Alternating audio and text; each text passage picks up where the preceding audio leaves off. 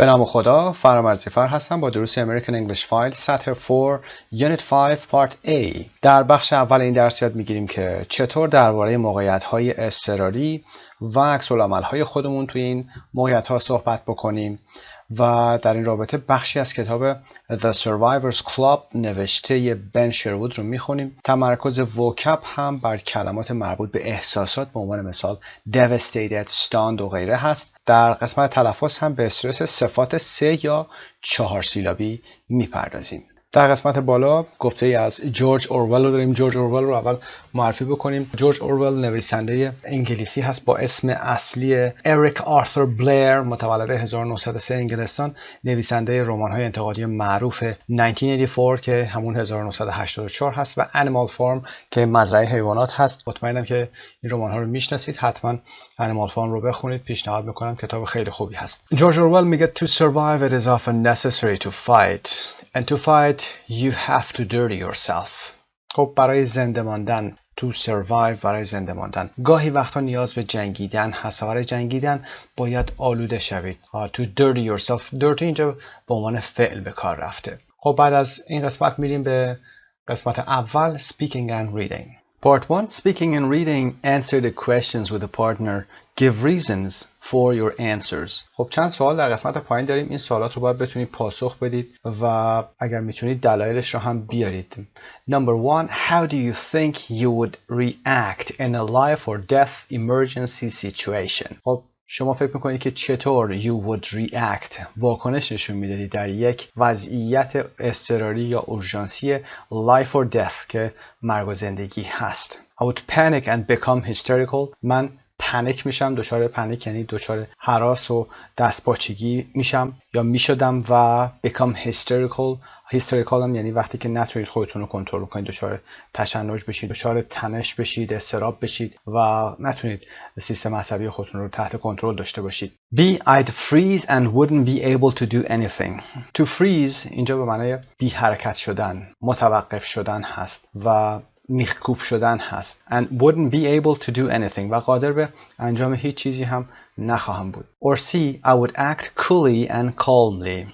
من به صورت cool رو به عنوان قید اینجا coolly کرده. دقت داشته باشید که double L میشه که هر دو میشن با خونسردی و ملایمت. با خونسردی و به ملایمت act میکردم یعنی واکنش نشون میدادم یا کارم رو انجام میدادم. خب میریم قسمت دوم. If you caught a plane tomorrow and the flight attendant began giving the safety information, would you؟ اگه فردا هواپیما میگرفتی یعنی سوار هواپیما میشدی و flight attendant خدمه هواپیما هست، مهماندار، شروع به ارائه اطلاعات ایمنی میکرد، شما would you listen but not take it very seriously؟ شما گوش میکردید اما اون رو جدی نمیگرفتید. Continue reading your book or magazine. ادامه میدادید به خوندن کتاب و مجلتون و pay attention and also read the safety information in the seat pocket. توجه میکردید و همچنین safety information که همون اطلاعات ایمنی هست رو در seat pocket که همون جیب صندلی هست و اون information اونجا میذارن، information card هست رو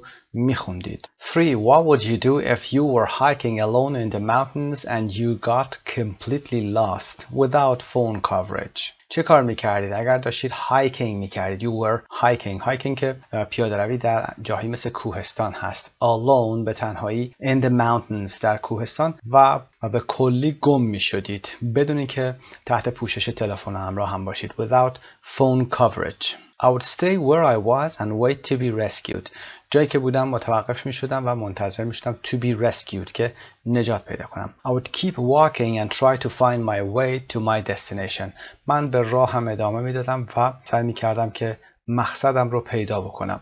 I would try to find my way back to where I started from. سعی می کردم که مسیر برگشتم رو که از جایی که شروع کردم رو پیدا بکنم. خب برای هر کدوم از این سوالات میتونید پاسخ بدید و برای پاسخاتون هم دلایلی بیارید. اگر میتونید این کار رو بکنید که بسیار خوب خواهد بود. اگر نه که در قسمت‌های جلو اطلاعات بیشتری رو یاد میگیریم و میتونید به این سوالات برگردید و با دلایل بیشتری، با پاسخ‌های منطقی بیشتری جواب بدید. سایت مجموعه زبان ایرانی. خب با هم میریم به page 45. How to eat an elephant. چطور یک فیل رو بخوریم. The lessons of the Survivors Club. این یکی از درس‌های Survivors Club هست که باشگاه نجات هست. و یا باشگاه نجات یافتگان. At least 80% of us react in the same way to a life or death crisis or emergency. We're simply overwhelmed. The challenge seems too great. The problem insolvable. At least حداقل 80% ما percent of us 80% ما react in the same way به یه شکل واکنش نشون میدیم به چه چیزی؟ to a life or death crisis به یک بحران مرگ و زندگی or emergency و یا یک وضعیت اضطراری به یک شکل پاسخ میدیم.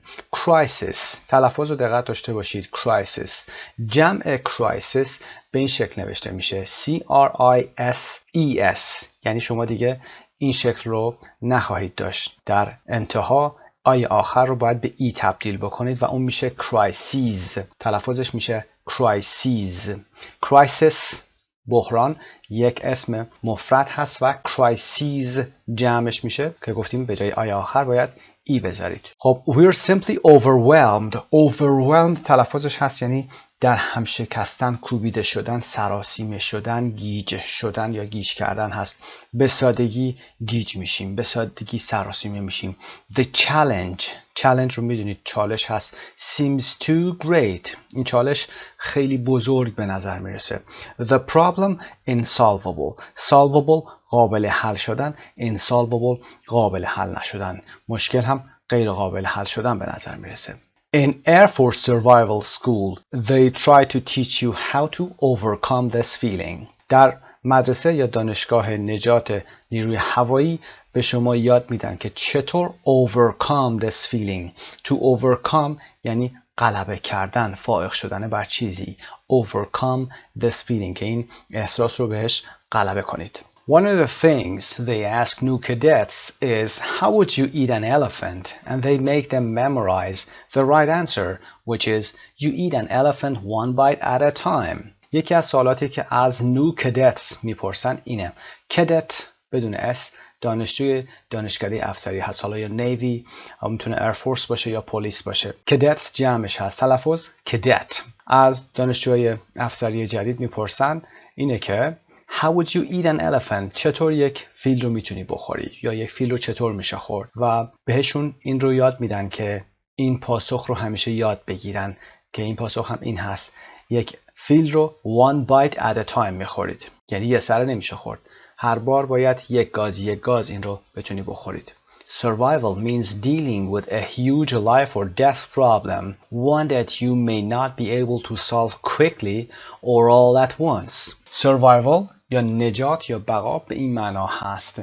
Dealing with a huge life or death problem. چطور با یک مشکل بزرگ مرگ و زندگی بتونی دیل کنی، کنار بیای، مدیریتش بکنید. One that you may not be one اینجا به همون مشکل برمیگرده. مشکلی که شما شاید قادر به سالوش به صورت quickly و یا به یک باره نباشید، به سرعت و all at once نتونی این کار رو انجام بدی، immediately نتونی سالوش بکنی. The key to survival is to slow down and divide the challenges into small manageable tasks, one goal at a time, one decision at a time. کلید survival یا بقا is to slow down اینکه سرعت رو کم بکنید و challenges رو، چالش ها رو به کارهای کوچیکتر و قابل انجامتر تقسیم بکنید. manageable tasks. task وظیفه هست. وظیفه یا کارهای کوچیکی که داده میشه. manageable قابل مدیریت، اداره کردن. one goal at a time. هر بار هم یک هدف داشته باشید.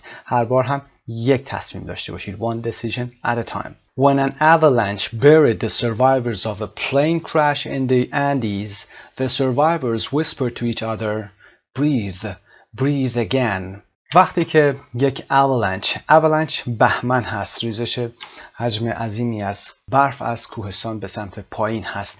avalanche صدای ا در دو طرف ا و قسمت دوم avalanche امریکن هست و avalanche بریتیشش هست. خب وقتی که یک avalanche یا بهمن باقی ماندگان یا نجات یافتگان یک حادثه هوایی در یک هواپیما رو buried دفنشون کرده بود زیر خودش در in the Andes. گفتیم رشته کوه‌ها مثل رشته کوه البرز حرف تعریف د رو میگیرن و اسم اون رشته کوه هم با حرف بزرگ نوشته میشه in the Andes, in the Alborz for example. The survivors اونهایی که زنده مونده بودن باقی مونده بودن whispered زمزمه میکردن to each other در گوش همدیگه به همدیگه آروم آروم میگفتن breathe again. breathe با ای که در انتها اومده verb هست. نفس بکش. دوباره نفس بکش. With every breath you are alive. با هر نفسی شما زنده هستی. breath اینجا اسمش هست، تنفس هست. With every breath you are alive. با هر نفسی زنده هستی. In a hopeless situation without oxygen or light, this approach kept them going until they found a way out. In a hopeless situation در وضعیتی که امیدی باقی نبود و یا بیفایده بود. Without oxygen or light بدون اکسیژن و نور. This approach یعنی way، شیوه، روش. این روش kept them going باعث شد که اونها ادامه بدن به این وضعیت until they found a way out تا اینکه راهی برای خروج پیدا کردن. This and much more is what survival expert Ben Sherwood tells us in his best-selling book The Survivors Club, which brings together stories of real-life survivors from all kinds of disasters. خب این موضوع و موضوعات بیشتر دیگر هم از مجموعه موضوعاتی هستش که Survival Expert کارشناس نجات و بقا که اسمش هم بن شروود هست که در کتاب پرفروشش The Survivors Club به ما میگه و which brings together stories که یعنی جمع میکنه مجموعه داستانهای real life survivors رو از همه انواع disasters بلاها و مصیبت‌ها این داستانها جمع شده و در این کتاب اومده. He begins by explaining the 10-80-10 principle. اون با توضیح اصول 10-80-10 شروع میکنه. 10-80-10 principle به معنی اصل هست. When faced with an emergency 80% of people freeze. وقتی که مردم با یک وضعیت اضطراری مواجه میشن 80%شون فریز میشن. یعنی میخکوب میشن و هیچ کاری نمیتونن بکنن. They are stunned and turn into statues or are so bewildered by what is happening around them that they can't react. اونها stunned میشن. stunned هم به معنی گیج شدن هست. و turn into statues. statue مجسمه هست. تبدیل به مجسمه میشن انگار. یعنی حالت یخ زدن و متوقف شدن. و they are so bewildered. bewildered استرس روی w bewildered یعنی سردرگم شدن. آنچنان سردرگم میشن که by what is happening around them به دلیل آن چیزی که در اطرافشون داره اتفاق میفته that they can't react حتی نمیتونن واکنشی نشون بدن. 10% lose control 10% هم که کنترلشون از دست میدن. These people scream and cry and often make the situation worse. اینجور آدما شروع میکنن به جیغ و گریه و حتی وضعیت رو هم بدتر میکنن اغلب. But 10% keep calm and behave in a rational way. اما 10% آروم باقی میمونن. Keep calm خونسرد باقی میمونن and behave in a rational way. Rational way به معنای یک حالت منطقی هست. عاقلانه رفتار میکنن. Rational. For example, a rational decision. یک تصمیم عقلانی. They don't panic and they assess the situation clearly and make decisions. اونها دچار دستپاچگی نمیشن و they assess the situation. assess به عنوان verb هست یعنی برآورد کردن، ارزیابی کردن، وضعیت رو به صورت شفافی ارزیابی میکنن and make decisions. گفتیم که make decision میگیم و تصمیم میگیرن. These people have the best chance of survival in a crisis and Sherwood explains how you can try to become more like them. این آدما have the best chance of survival. در یک بحران اینها بهترین شانس باقی موندن رو دارن و شروود توضیح میده که چطور شما میتونید بیشتر شبیه اونها بشید. He also reminds us that apart from staying calm and not despairing, knowing the right thing to do in a crisis is also vital and that in most emergencies many more people survive than don't. اون همچنین reminds us that به ما یادآوری میکنه که apart from staying calm, apart from یعنی جدا از این که staying calm یعنی آروم باقی بمونید and not despairing و اینکه ناامید نباشید و اینکه دچار یأس نشید. Knowing the right thing دانستن انجام کار درست در یک بحران is also vital یعنی حیاتیه. And that is و اینکه در اغلب ایمرجنسی ها یا وضعیت های اضطراری بسیاری از مردم زنده باقی میمونن و اینطور نیست که همه افرادی که دچار مشکل شدن کشته بشن. پس تعداد زیادی میتونن زنده باقی بمونن. For example, most people think that you can't survive a plane crash. But American research has shown that the survival rate in all air crashes is historically 95.7%. به عنوان مثال، بعد از for example یک کاما، اغلب مردم فکر میکنن که از یک حادثه هوایی نمیشه نجات پیدا کرد. اما تحقیقات در آمریکا نشون داده که میزان نجات در همه حادثه های هوایی به صورت تاریخی 95.7% بوده. Sherwood not only tries to show us how to behave rationally and calmly, he also gives us the information we need to join the Survivors Club. شروود نه تنها سعی میکنه که با ما نشون بده چطور به صورت منطقی رفتار کنیم، rationally قیدش هست، and calmly و با ملایمت و آرامش، همچنین به ما اطلاعاتی میده که نیاز داریم برای join the Survivors Club که به باشگاه Survivors ملحق بشیم. خب قسمت B رو که read the article رو خوندیم ما انجام دادیم. Answer the questions. What is the key to surviving in a life or death crisis؟ خب پاسخ ها رو هم میذاریم. The key to survival is to slow down and divide the challenges into small tasks. One goal at a time, one decision at a time.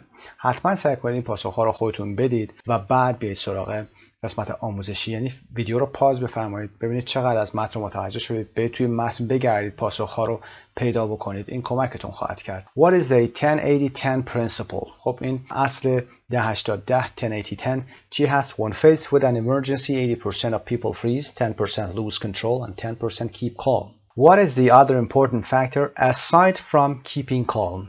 خب جدا از keeping calm فاکتور دیگه چی هست؟ فاکتور مهم the other important factor is knowing the right thing to do in a crisis. وضعیت اضطراری که پیش اومده اینکه چه چیزی کار درست هست انجام بدیم. خب میریم قسمت C.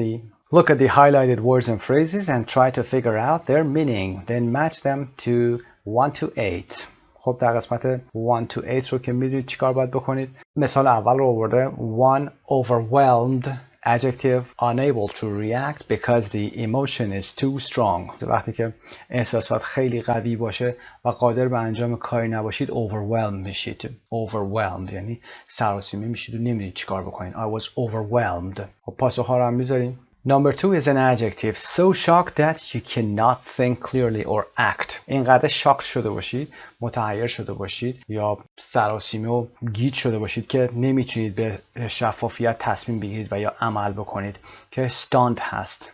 Stunned. I was stunned. Number 3 is a noun. A new or difficult thing that tests your abilities.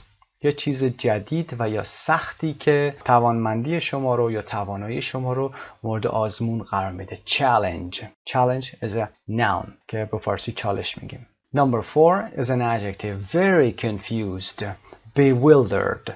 Bewildered یعنی خیلی گیج شدن، خیلی به هم ریختن. Number 5 adjective based on reason and not emotion. وقتی چیزی بر اساس دلیل و منطق باشه و نه احساس میگیم it is rational. A rational decision در بالا گفتیم یک تصمیم عقلانی. Number 6 is a verb to succeed in dealing with or controlling a problem.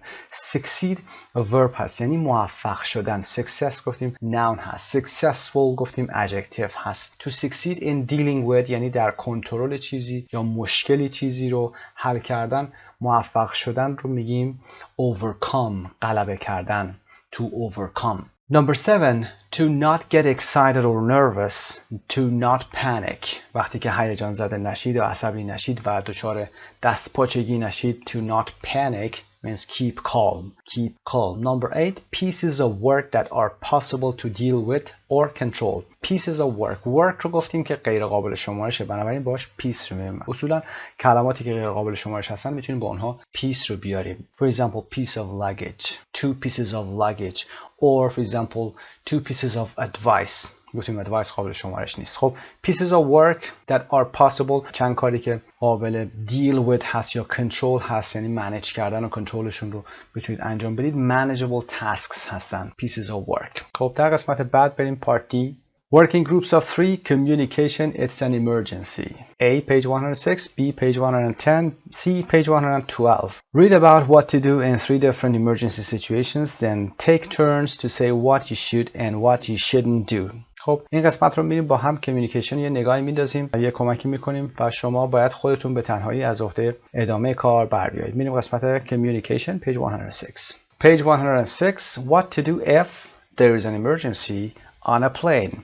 Your plane is very unlikely to crash, but if it does, the most important thing is to be ready for it. هواپیما شما احتمال کمی داره که crash داشته باشه. is very unlikely. unlikely رو در درس‌های گذشته کار کردیم. خیلی احتمالش پایینه که دچار حادثه بشه. اما اگر it does، اگر داشته باشه یا براش به وجود بیاد، مهمترین چیز اینه که to be ready for it. آماده این باشی. 80% of all accidents take place during takeoff or landing. And if there is an emergency such as a fire, you will probably only have about 90 seconds to get off. 80% همه حادثه ها در طول تیکاف و یا لندینگ صورت میگیره و اگر هم ایمرجنسی از قبیل آتش سوزی به وجود بیاد احتمالاً فقط 90 ثانیه وقت دارید که to get off از هواپیما خارج بشید. So when you get on the plane and when it starts the descent, you need to be thinking about what you would do. بنابراین وقتی که سوار هواپیما میشید و وقتی که it starts to descent یعنی پایین اومدن، ارتفاع کم کردن هست. descent به عنوان اسم هست و وربش descend هست. خب you need to be thinking about what you would do. لازم هستش که فکر کنید که چه کاری باید انجام بدید. Pay attention to the safety card and the flight attendant's safety briefing. خب به بریفینگی که flight attendant داره میده، یعنی راهنماییش و اطلاعات لازم رو که داره flight attendant داره میده، حتما دقت داشته باشید. safety card رو هم که در سیت پاکت قرار داره اون رو هم بهش توجه داشته باشید. Memorize where the emergency exits are and count how many rows you are away from them. به خاطر بسپارید که where the emergency exits are که درهای خروجی کجا هستن، درهای خروجی اضطراری، و count how many rows و بشمارید که چند ردیف از اونها فاصله دارید شما، چند ردیف صندلی. چرا؟ به خاطر اینکه وقتی که اتفاقی براتون میفته هواپیما چراغاش خاموش میشه یا در جایی قرار بگیرید مثل اولنچ یا هر حالت دیگه به وجود بیاد، دیگه نوری برای دیدن در خروجی ندارید. Don't do what many people do, which is to relax, take off their shoes and start reading or listening to music. کاری که خیلی ها انجام میدن و شما انجام ندید که استراحت کردن و کفش در آوردن هست و شروع به خوندن یا گوش کردن به موسیقی هست. If something does happen, you need to be ready to take action. اگر چیزی واقعا اتفاق بیفته لازمه که شما آماده باشید و دست به کار بشید to take action. In fact, this is one of the reasons why people are told to turn off electronic devices during takeoff and landing. در حقیقت in fact رو دقت داشته باشید، ساختارش به چه شکل قرار میگیره، چه شکل می‌نویسیم، کامای بعد از اون رو هم ملاحظه بکنید. In fact, this is one of the reasons. در حقیقت این یکی از دلایلی هست که به افراد گفته میشه که to turn off، که خاموش کنن وسایل الکترونیکیشون رو در طول takeoff و landing. Above all، و بعد از above all رو هم دقت داشته باشید، یک کامل داریم. Above all, don't go to sleep. از همین گذشته به خواب هم نرید. But once the plane is flying and the seat belt signs have been turned off, you can start to relax and enjoy the flight. اما وقتی که هواپیما دیگه داره پرواز میکنه و seat belt signs که چراغای seat belt هست، علامتاش هست have been turned off، چراغاشون رو خاموش کردن، میتونید اونجا شروع به ریلکس بکنید و از پرواز لذت ببرید. خب این بحث رو میتونید خودتون ادامه بدید. میریم قسمت 5A guess the conditionals. خب از قسمت C چند نمونه رو انجام میدیم، بقیه رو به عهده خودتون میذاریم. و بعد مشخص بکنید که چه نوع شرطی اینجا داریم، کندیشنال ها کدومشون هستن و از ما میخواد که قسمت دوم رو هم با حالا جمله مثبت یا منفی ادامه بدیم. به عنوان مثال the cat wouldn't have gotten out if you، گربه بیرون نمیرفت اگر شما if you for example had locked the front door، اگر درب جلو رو قفل کرده بودی گربه بیرون نمیرفت. third conditional هست، یعنی گربه الان دیگه بیرون رفته و شما هم در رو قفل نکرده بودید، به اون دلیل if you had locked the front door for example، شما اگر در جلو رو قفل کرده بودید گربه الان بیرون نرفته بود. third conditional. number 2 if I spent a month in the US، اگر من یک ماه در ایالات متحده میگذروندم in the US، خب مشخصه spent میتونه second conditional باشه، گذشته ساده هست. I would improve my English، میتونید جمله بعدی رو بذارید انگلیسیم رو improve میدادم و یا بهبودش میدادم، بهترش میکردم. number 3 we wouldn't have lost the game if our best player، we wouldn't have lost مشخصه که third conditional هست، ما بازیمون رو نمیباختیم اگر our best player، بهترین بازیکن ما، یه جمله منفی باید بسازیم for example hadn't been injured. اگر زخمی نمیشد ما بازی رو از دست نمیدادیم یا نمیباختیم. بقیه هم به همین شکل مشخص بفرمایید و بعد جمله ها رو کامل کنید. خب میریم قسمت communication 2 که page 110 هست. خب متن communication رو میخونیم. What to do if you get lost on a hike in the mountains. According to experts, people who get lost when they are out hiking typically keep walking or even running, desperately trying to find the right path to safety.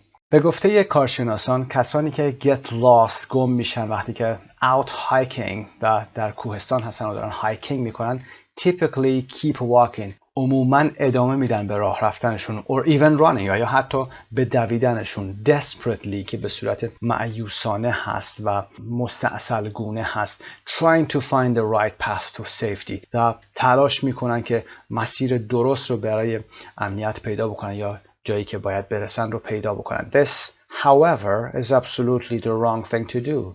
اگرچه این کاملا راه اشتباهیه که انجام بدید. As a survival expert says, fear is the enemy. Lost people want to run. یک کارشناس survival یعنی نجات و بقا میگه ترس دشمن شماست. آدمایی که میترسن، آدمایی که گم شدن میخوان که بدون. They lose their heads and start to panic. They lose their head یعنی که کنترلشون رو از دست میدن، دیگه نمیتونن فکر بکنن و start to panic شروع به دستپاچه شدن میکنن. Sometimes they even forget to look in their backpacks for food and water. بعضی وقتا هم فراموش میکنن که توی بکپکشون رو نگاه بکنن، کوله پشتیشون که ببینن که غذا و آب دارن. The number one survival tip is to stay where you are to find an open space nearby and wait to be rescued, especially if you have told someone where you were going to walk. راهنمای اول نجات این هست که همون جایی که فکر میکنید گم شدید همونجا بمونید و یا اینکه an open space nearby در اون نزدیکی یک مکان یا فضای بازی رو برید اونجا درش قرار بگیرید و منتظر بشید که بیان نجاتتون بدن، خصوصا به دیگران وقتی گفتید که دارید به کجا میرید. In research done in Canada, only 2 out of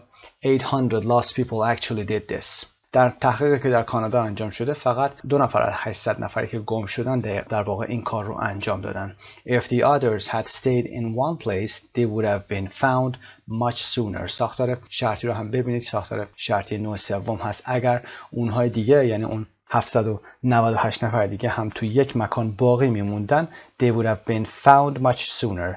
زودتر پیداشون میکردن یعنی که نکردند. میریم قسمت بعد. Look for a shelter place nearby in case you have to spend the night there. For example, under a rock or make shelter with tree branches to keep you warm. خب دنبال یک shelter place بگردید، یک جایی که مکانش پناهگاه مانند باشه در اون نزدیکی. In case، ساختار in case رو در درس گذشته گفتیم.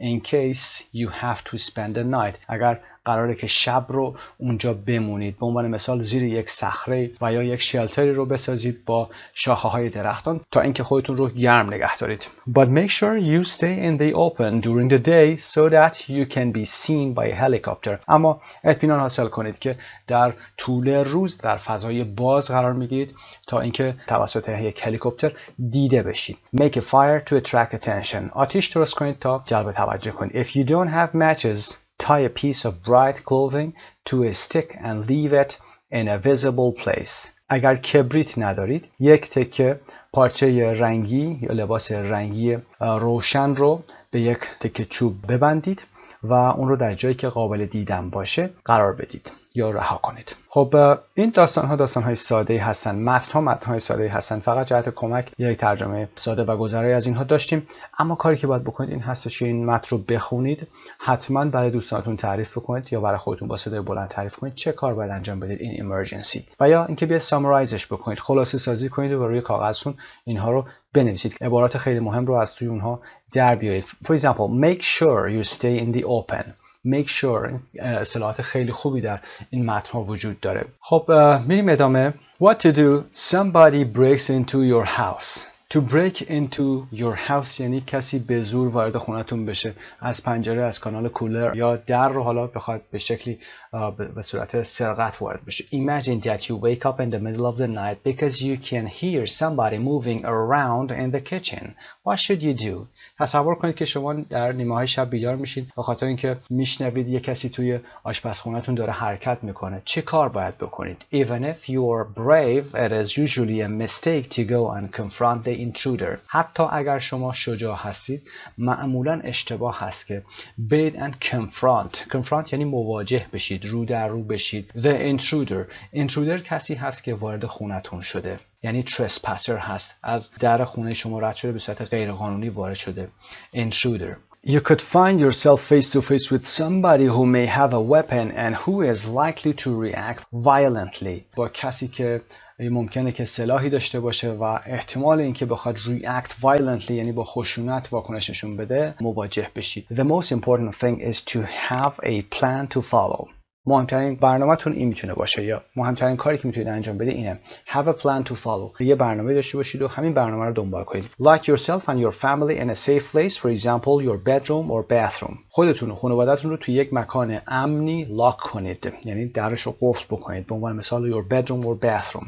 Move a piece of furniture against the door to make it impossible for the intruder to open it. یک piece of furniture، اینجا دوباره piece of furniture رو دقت داشته باشید، در متن قبلی هم گفتم خدمتتون furniture هم غیر قابل شمارش هست و برای شمردن این یک furniture یعنی یه دونه مبل رو می‌خواید بگید، حالا یه مبل کوچیک یا بزرگ فرقی نداره. a piece of باید براش بیاد که این رو قابل شمارش بکنید. خب move a piece of furniture against the door.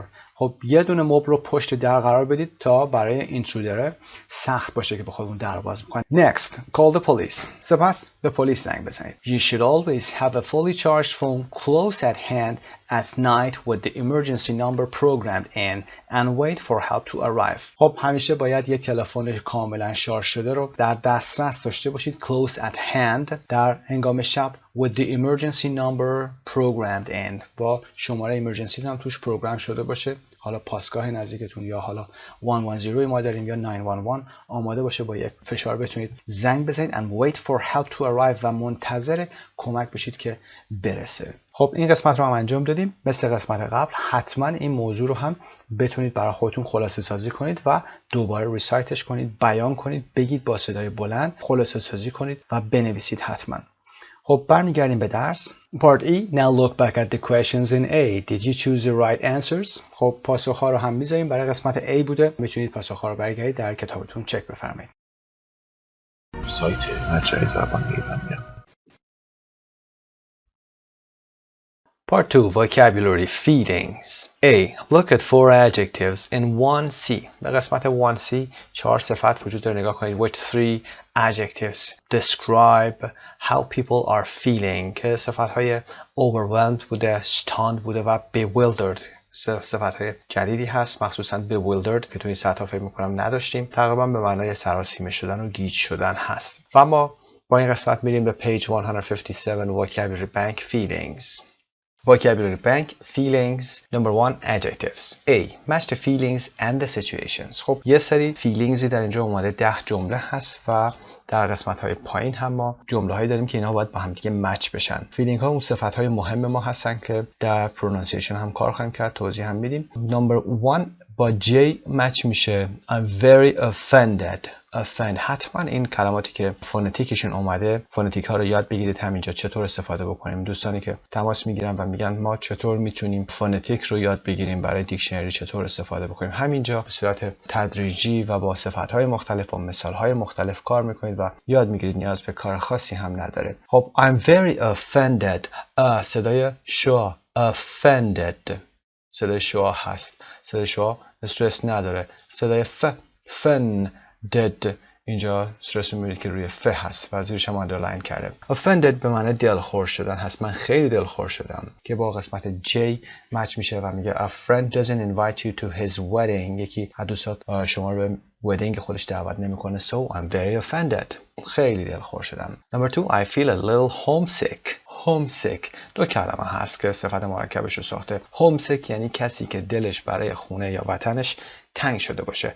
homesick حالا ممکنه برای خونه و یا ممکنه که برای وطنش جای راه دوری بخواد باشه. استرس هم دقت داشته باشید. homesick، sick صدای ای کوتاه هم داره. I feel a little homesick. احساس میکنم که دلم برای خونه یا وطنم تنگ شده. خب پاسخش رو هم قرار میدیم اینجا. So I feel a little homesick یعنی کمی دلم برای خونه تنگ شده که به F مچ میشه یا با F مچ میشه. You go to study abroad and you're missing your family and friends. میری که درس تو خارج از کشور بخونی. You go abroad or you go to study abroad and you're missing your family and friends. و دلت الان برای خانواده و دوستات هم تنگ شده. So you feel a little homesick. Number 3, I'm a little disappointed. Disappointed یعنی مایوس شدن. Disappointed استرس روی point هست. Number 3 پاسخش E هست. با E مچ میکنید. You don't get a job you were hoping to get. وقتی که شغلی رو امید داشتید به دست بیارید و به دست نمیارید. You are a little disappointed. مایوس میشید. Number 4, I'm very lonely. من خیلی تنها هستم. Lonely.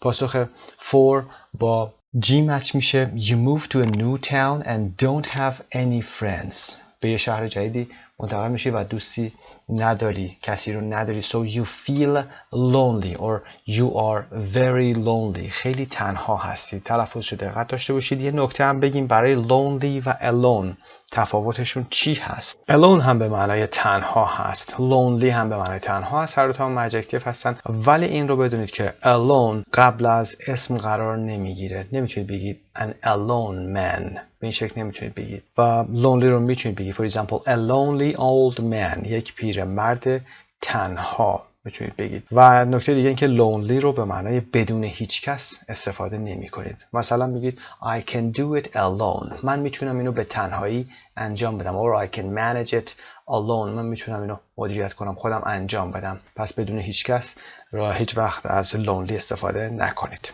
خب این نکته هم گفتیم. بریم number 5. I'm incredibly proud. proud یعنی بالیدن، افتخار کردن. اینجا وقتی که این صفت رو به کار میبریم یعنی مفتخر بودن. I'm incredibly به طور باور نکردنی افتخار میکنم. حالا به چه چیزی؟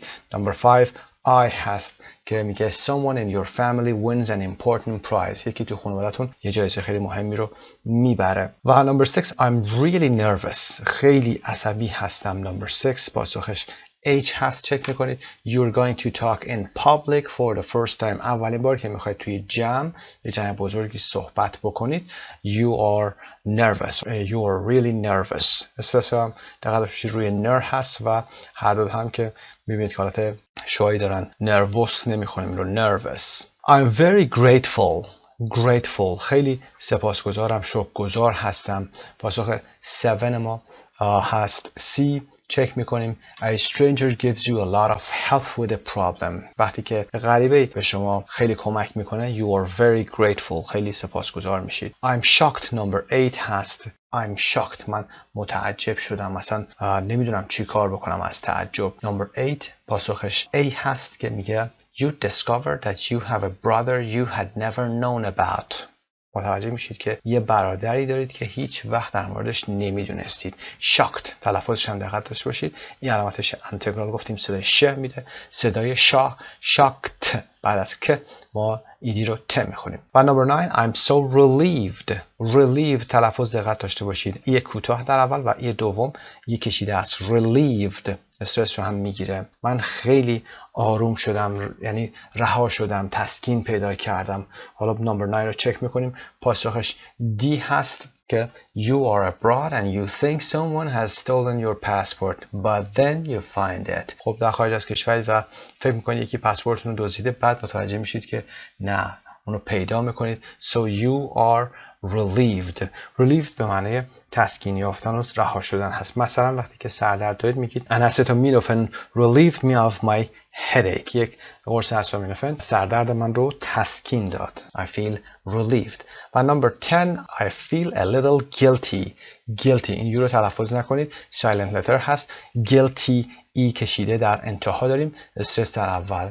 guilty احساس مقصر بودن میکنم، احساس گناه میکنم. این مقدار یه پاسخمون با بی مچ میشه. You haven't visited your grandparents for a long time. پدر بزرگ و مادر بزرگ تو برای مدت طولانی ملاقات نکردید. So you feel a little guilty. احساس گناه میکنید یه مقدار. خب میریم قسمت بعد. خب یه نوتی هم داریم در این وکب fed up and upset. fed up فید رو حتما یادتون هست، غذا دادن هست. fed up یعنی سیر شدن از وضعیتی، یعنی خسته شدن. bored or frustrated and unhappy especially with a situation that has gone on too long. خب چند نکته داره. bored or frustrated خسته شدید و مستعصلید و دیگه ناراحتید. especially گفتیم especially با ای هست و از یه وضعیتی که برای مدت خیلی طولانی ادامه پیدا کرده. مثلا I'm really fed up with my job. از شغلم خسته شدم دیگه، سیر شدم، واقعا از شغلم سیر شدم. I think I'm going to quit. فکر میکنم که دیگه باید quit بکنم، یعنی ترک بکنم شغلم و بذارم کنار. و اما upset هم داریم. upset یعنی unhappy when something bad happens. upset یعنی وقتی چیز بدی اتفاق میفته شما ناراحت بشید. unhappy. پس upset به معنی پکر بودن و ناراحت بودنه. Kate was terribly upset when her dog disappeared. وقتی که سگ کیت ناپدید شد و گم شد she was terribly upset. خیلی پکر و ناراحت بود. خب fed up و upset رو هم دیدیم. fed up رو چطوری استفاده میکنیم؟ upset رو چطور استفاده میکنیم؟ fed up وقتی که دیگه خیلی از چیزی سیر شده باشید. For example, I'm fed up with this kind of life. از دست این زندگی دیگه سیر شدم. اگر با بادی لنگویج بخواید نشون بدید دستتون رو تا گردنتون میره بالا، یعنی میگه تا اینجام دیگه رسیده، خسته شدم. I'm fed up with this or I'm fed up with him. از دست این آقا دیگه خسته شدم. خب upset هم که گفتیم تقریبا معنای sad رو میده. میریم قسمت بعد. Strong adjectives. Match the strong adjectives describing feelings with their definitions. خب strong adjectives رو قبلا کار کردیم، گفتیم اکثرا صفت‌های شدید هستن یا strong هستن، از صفت‌های معمولی قوی تر هستن. مثال رو همیشه گفتیم در نظر داشته باشید. To be tired خسته شدن رو داشتیم و exhausted. گفتیم exhausted دیگه صفت خستگی خیلی زیاده، یعنی دیگه رمقی برای فرد نمونده. bored یا tired رو میتونید برای خسته شدن و کسل شدن استفاده کنید، اما exhausted دیگه خیلی سنگین هست. خب صفت ها رو با هم میخونیم. astonished. نکاتش در این هست که صدای ای اول ما شوا هست، استرس روی ستا و دی آخرمون هم ت تلفظ میشه به خاطر حضور ش. astonished. bewildered و delighted به معنی خیلی خوشحال هست. delighted و desperate که در متن گفتیم به معنای مستعصل شدن هست و دو تا شعار داریم در اینجا که بدون استرس هستند. و devastated horrified overwhelmed stunned و thrilled. خب میریم قسمت 1 رو با هم ببینیم. Number 1, very surprised and unable to move or react. وقتی که خیلی هیجان زده شده باشید و surprise شده باشید، غافلگیر شده باشید و قادر به حرکت نباشید. stunned یعنی میخکوب شدن، دیگه نمیتونه حرکت بکنه. خب میریم قسمت بعد. Number 2, extremely upset گفتیم خیلی ناراحت هست، پکر هست. extremely upset. devastated دیگه خیلی ناراحت و به هم ریخته هست. Number 3, incredibly happy خیلی خوشحال، به طور باور نکردنی خوشحال باشه. delighted و very excited خیلی هیجان زده باشه میشه I'm thrilled و amazed or very surprised که astonished هست. astonished یادتون باشه صدای A رو صدای شوا بخونید، نخونید. Number 6, with little hope and ready to do anything to improve the situation. امید خیلی کمی داشته باشید و بخواید که آماده انجام یک کاری باشید که وضعیت رو خوبش بکنید. desperate هست یعنی مستعصل بودن، یعنی دیگه هیچ امیدی براتون باقی نمونده باشه. Number 7, feeling such strong emotions that you don't know how to react. چنان احساسات شدید داشته باشید که دیگه ندونید اصلا چطور میخواید react داشته باشید، واکنش نشون بدید. overwhelmed میشید یعنی زیر اون همه احساسات قرار میگیرید و دیگه دستپاچه میشید، سراسیمه میشید، نمیدونید چی کار باید بکنید. extremely confused یعنی به شدت گیج و مات و مبهوت شدن. bewildered هست. bewildered. در قسمت 9 هم که extremely shocked or disgusted که horrified هست. horrified به شدت ترسیده شدن هست. modifiers with strong adjectives. modifier ها رو با strong adjective قبلا کار کردیم، در کتاب گذاشته بوده. Remember you can't use a little or very with these adjectives, not I was very astonished. If you want to use an intensifier, use really, absolutely, totally, completely. خب در مثال بالا هم گفتیم، مثال tired رو آوردیم، گفتیم که میتونیم بگیم I'm very tired ولی نمیتونیم بگیم I'm very exhausted. برای بقیه صفت‌های strong هم همین قانون رو داریم. میتونیم از really استفاده کنیم. absolutely, totally, completely. اینا همه intensifier یعنی تشدید کننده ها هستن. صفتمون رو میخوایم شدتش رو بیشتر بکنیم که صفت هامون حالا میتونه مثل astonished باشه، مثل shocked باشه و یا مثل terrified، مثل thrilled، horrified. اینها صفت‌های خیلی سنگینی هستن. اینها رو اگر خواستیم شدتشون رو بیشتر کنیم دیگه با کلماتی مثل very و a little نمیتونیم کم و زیادشون بکنیم. خب قانونش رو هم گفتیم. میریم قسمت بعد. 3 informal or slang words and expressions. Part A, look at the highlighted words and phrases and try to figure out their meaning. معناشون رو باید بفهمیم چیه. To figure out. بفهمیم چی هست. مشخص کنیم. Number 1, I was scared stiff when I heard the bedroom door opening. وقتی شنیدم در اتاق خواب داره باز میشه یا باز شدن در رو شنیدم. I was scared stiff یعنی از ترس خشکم زده بود. scared stiff رو تلفظش هم قرار داده که پاسخش B هست یعنی I was terrified. خیلی ترسیده بودم. I was scared stiff. Number 2, you look a little down. What's the problem? To look a little down or to feel a little down به معنای سرحال نبودنه. اصلا سرحال به نظر نمی رسید. ناراحت به نظر می رسید. What's the problem? که پاسخ ما A هست. sad or depressed هست. Number 3, I'm absolutely worn out. Worn out. Number 3 پاسخش D هست یعنی exhausted. worn out و exhausted هر دو تا صفت‌هایی هستن که صفت‌های strong هستن. از tired خیلی بیشترن و ببینید که با intensifier absolutely اومده این صفت رو باز بیشترش کرده. واقعا دیگه خسته هستم. نگفته I'm very worn out. I want to relax and put my feet up. میخوام استراحت کنم پاهام بذارم بالا. Number 4, when I saw her, I couldn't believe my eyes. She looked 10 years younger. وقتی که دیدمش اصلا نمیتونستم باور کنم. اون 10 سال جوانتر به نظر میرسید که پاسخمون F هست. I couldn't believe my eyes یعنی اصلا وقتی باورتون نشه. I was astonished. Number 5, I'm sick and tired of hearing you complain about your job. sick and tired یعنی خسته شدن. گفتیم در مثال بالا sick and tired یعنی به اینجام رسیده دیگه سیر شدم of hearing you complain about your job. از این که میشنوم همیشه در مورد شغلت داری غر میزنی دیگه خسته شدم. پاسخ 5 هم E هست به معنای fed up or irritated. Number 6, he finally passed his driver's test.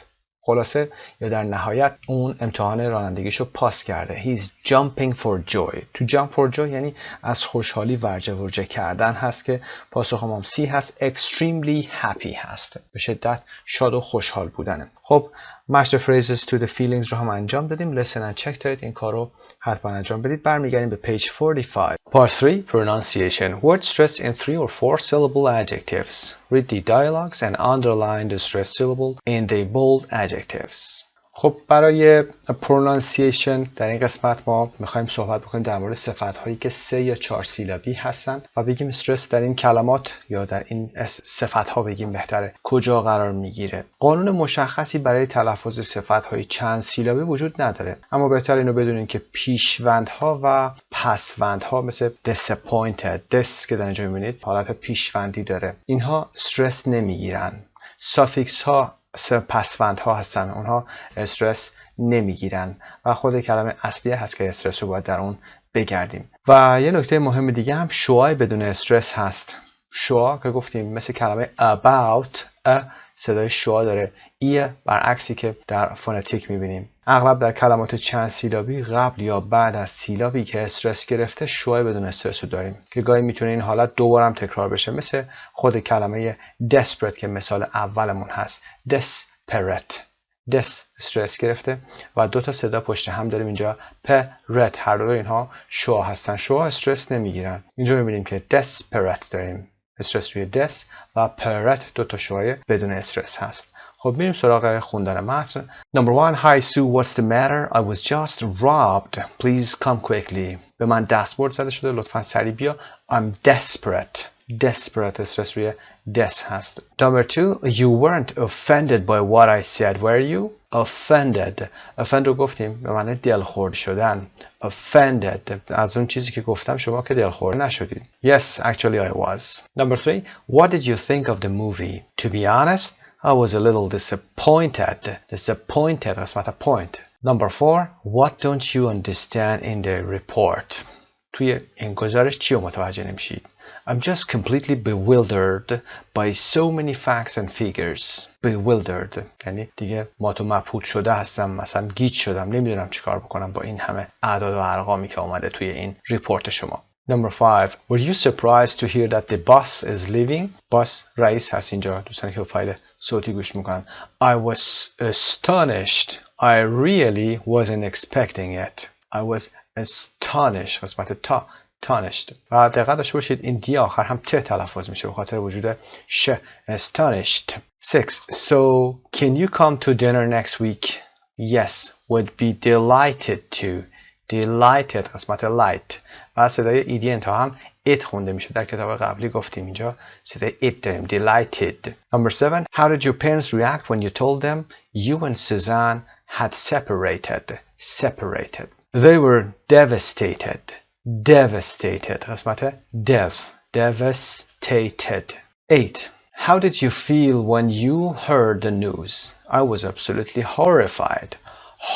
قسمت اول. It was such an awful accident. Number 9 so do you like the watch? I love it. I'm completely overwhelmed. قسمت آخر هست. I don't know what to say.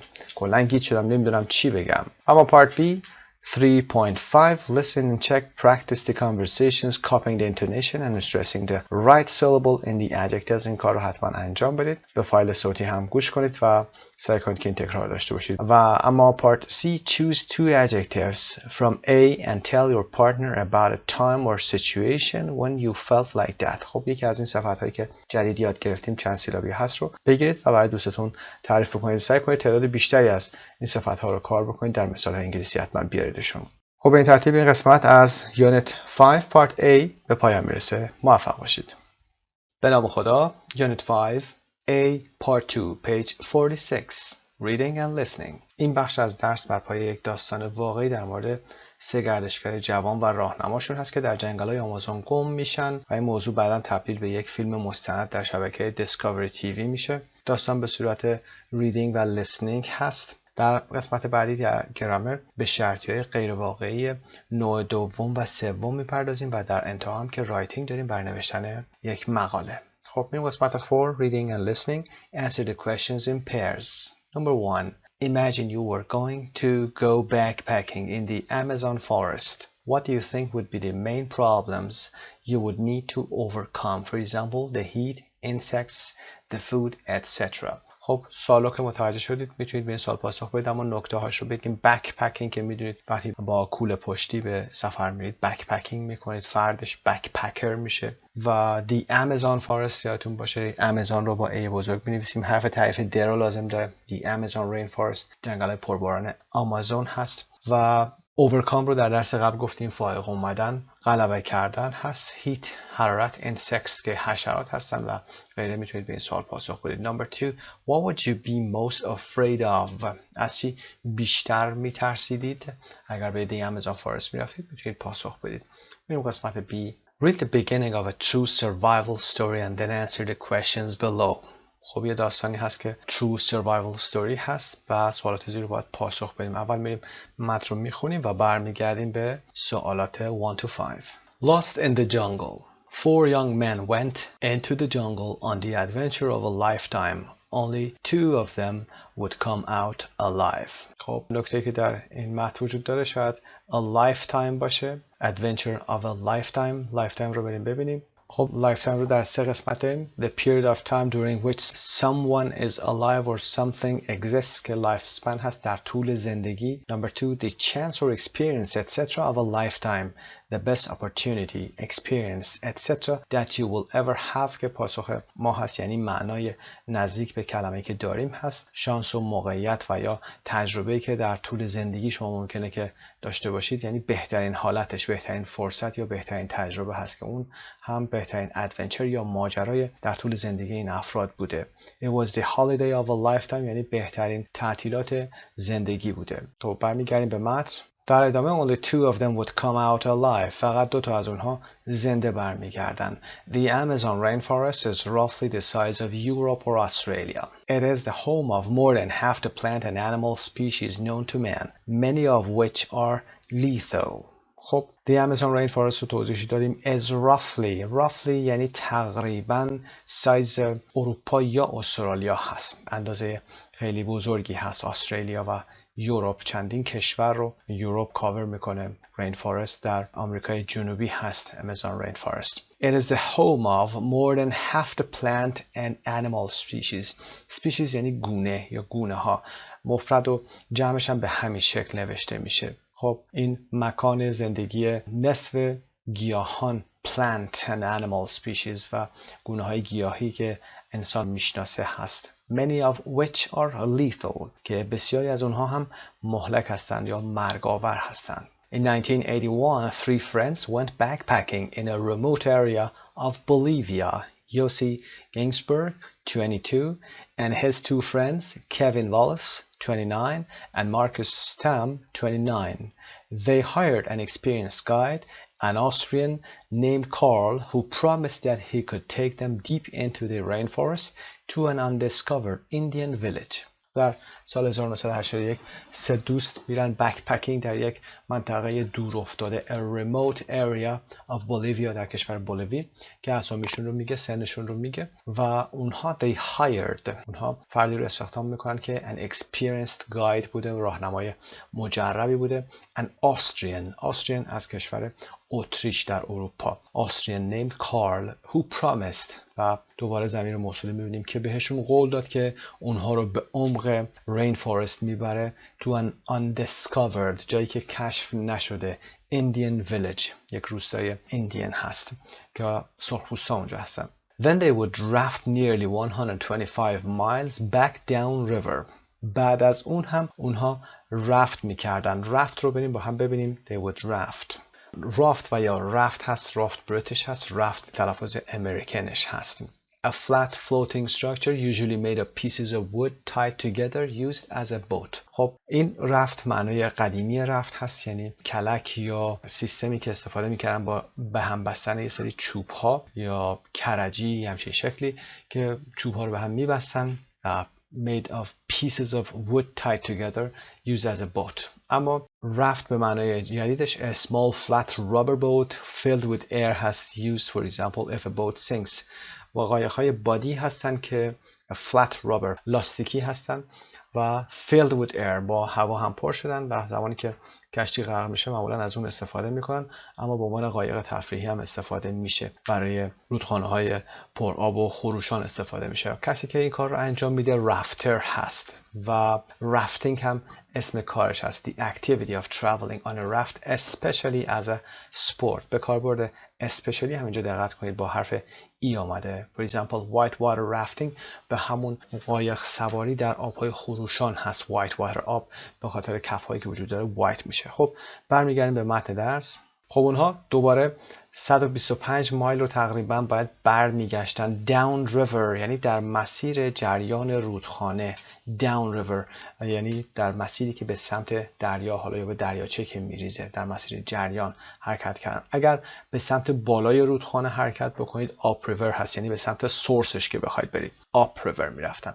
Carl said that the journey to the village would take them about 7 days. کارل بهشون گفت که سفری که به روستا داشتن تقریبا 7 روز طول میکشید براشون. Would take them. Before they entered the jungle, the 3 friends made a promise that they would go in together and come out together. قبل از اینکه وارد جنگل بشن 3 دوست با هم دیگه قولی رو میدن که اونها با هم وارد میشن و با هم بیرون خواهند اومد. خب بریم ادامه متن. The four men set off from the town of Apollo and soon they had left civilization far behind. خب این چهار مرد set off یعنی رهسپار شدن از town of Apollo، از شهر آپولو، و به زودی had left civilization یعنی تمدن، و به زودی تمدن رو خیلی خیلی پشت سر گذاشتن. But after walking for more than a week there was no sign of the village and tensions began to appear in the group. اما بعد از اینکه بیشتر از یک هفته پیاده روی کردن اثری از روستا نبود و tensions یعنی تنش ها پیدا شد. began to appear in the group در گروه پدیدار شد و پیدا شد. The three friends started to suspect that Carl the guide didn't really know where the Indian village was. خب این سه دوست یواش یواش شروع به شک و تردید کردن که کارل که راهنما هست، کارل the guide، کارل راهنما، واقعا یا در واقع نمیدونست که اون روستای ایندین، روستای سرخپوستی کجا بود. Yossi and Kevin began to get fed up with their friend Marcus because he was complaining about everything, especially his feet, which had become infected and were hurting.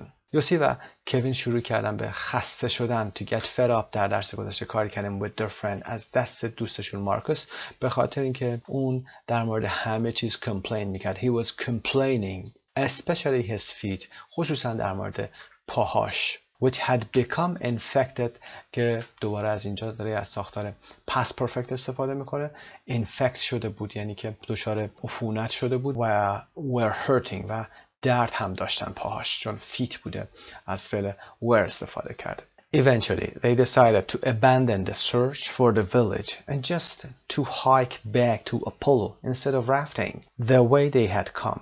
Eventually در نهایت they decided تصمیم گرفتن to abandon. بعد از decide گفتیم که ساختار فعلی to هست. اونها تصمیم گرفتن که ترک بکنن. to abandon اولین کلمه در کتاب 504 هست، کتاب 504. ترک کردن جایی و با قصد اینکه دیگه بر نگردی به اونجا. The search for the village اینکه جستجو برای پیدا کردن روستا رو ترک بکنن، کنار بذارن و just to hike back اینکه برگردن. هایک هم گفتیم که راه رفتن در مسیر ناهموار هست به آپولو که همون شهر مبدأشون بود. instead of rafting به جای اینکه با قایق بخوام برگردن. instead یادتون باشه تلفظش چطور هست. instead دوستان بعضیا استرس قسمت اول میذارن که اشتباه هست. instead of و بعد از of که از preposition ها هست حالت جران داریم. instead of rafting نمیگیم instead of to raft. The way they had come مسیری که اومده بودن ازش past perfect.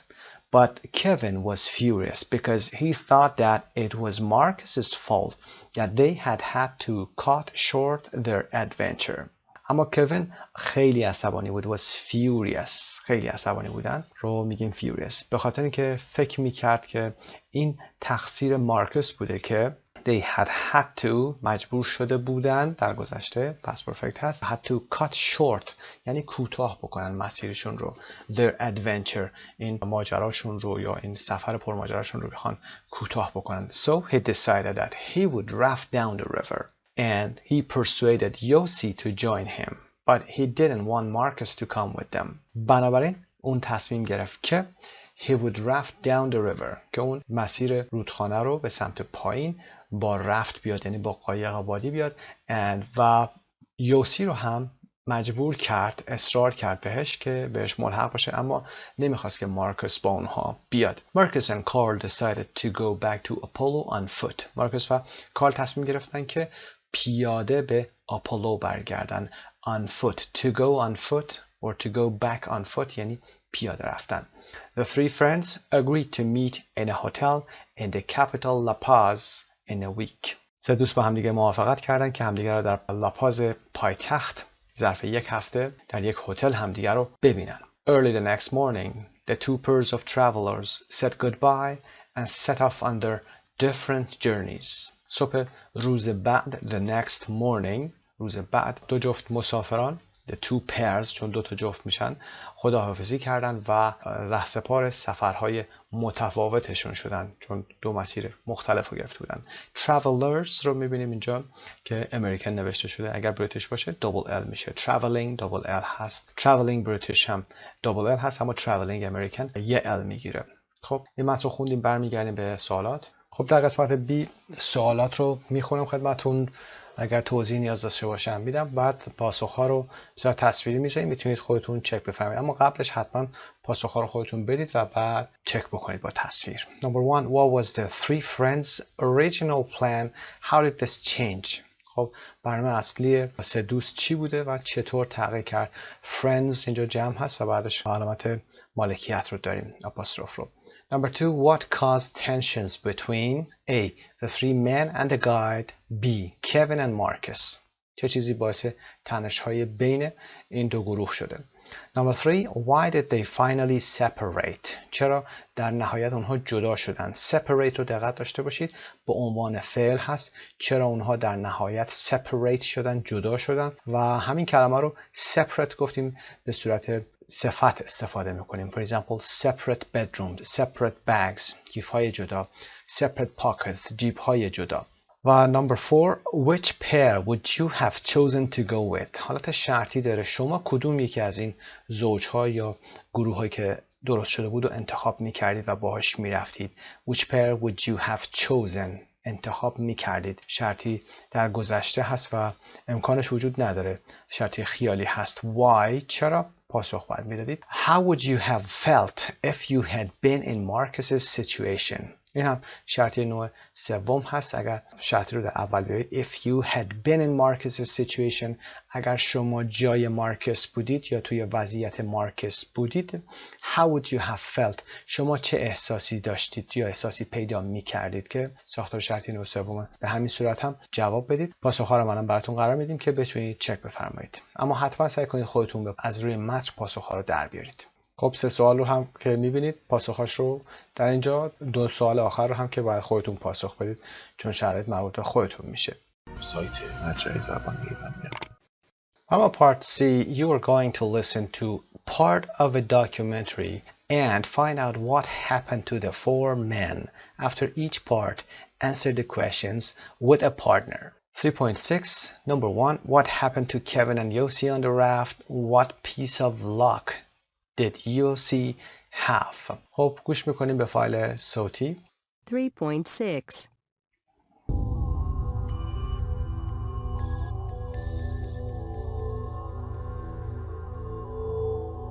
Yossi and Kevin soon realized that going by river was a big mistake.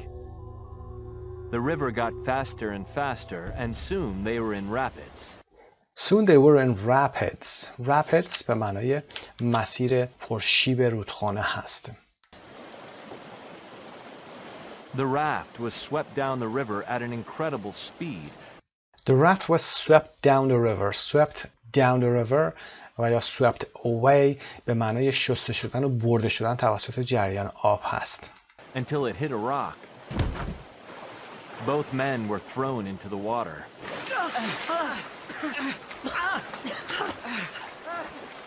Kevin was a strong swimmer, and he managed to swim to land, but Yossi was swept away by the rapids. خب دوباره اینجا swept رو میبینیم. swept away ساختار پسیو هست. by the rapids یعنی با امواج خروشان آب برده شد.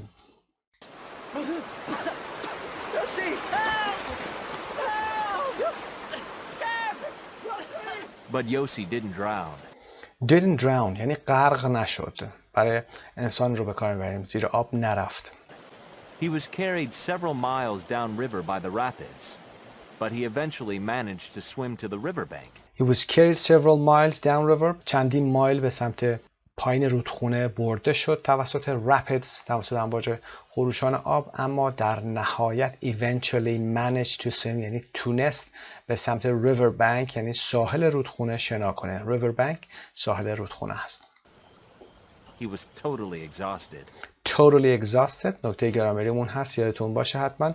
Totally exhausted نمیگیم very exhausted. و وقتی که خواستیم strong adjective مثل exhausted رو بیایم شدتش رو بیشتر بکنیم یا تغییرش بدیم، از intensifier های مثل totally, absolutely و غیره استفاده میکنیم و یا really.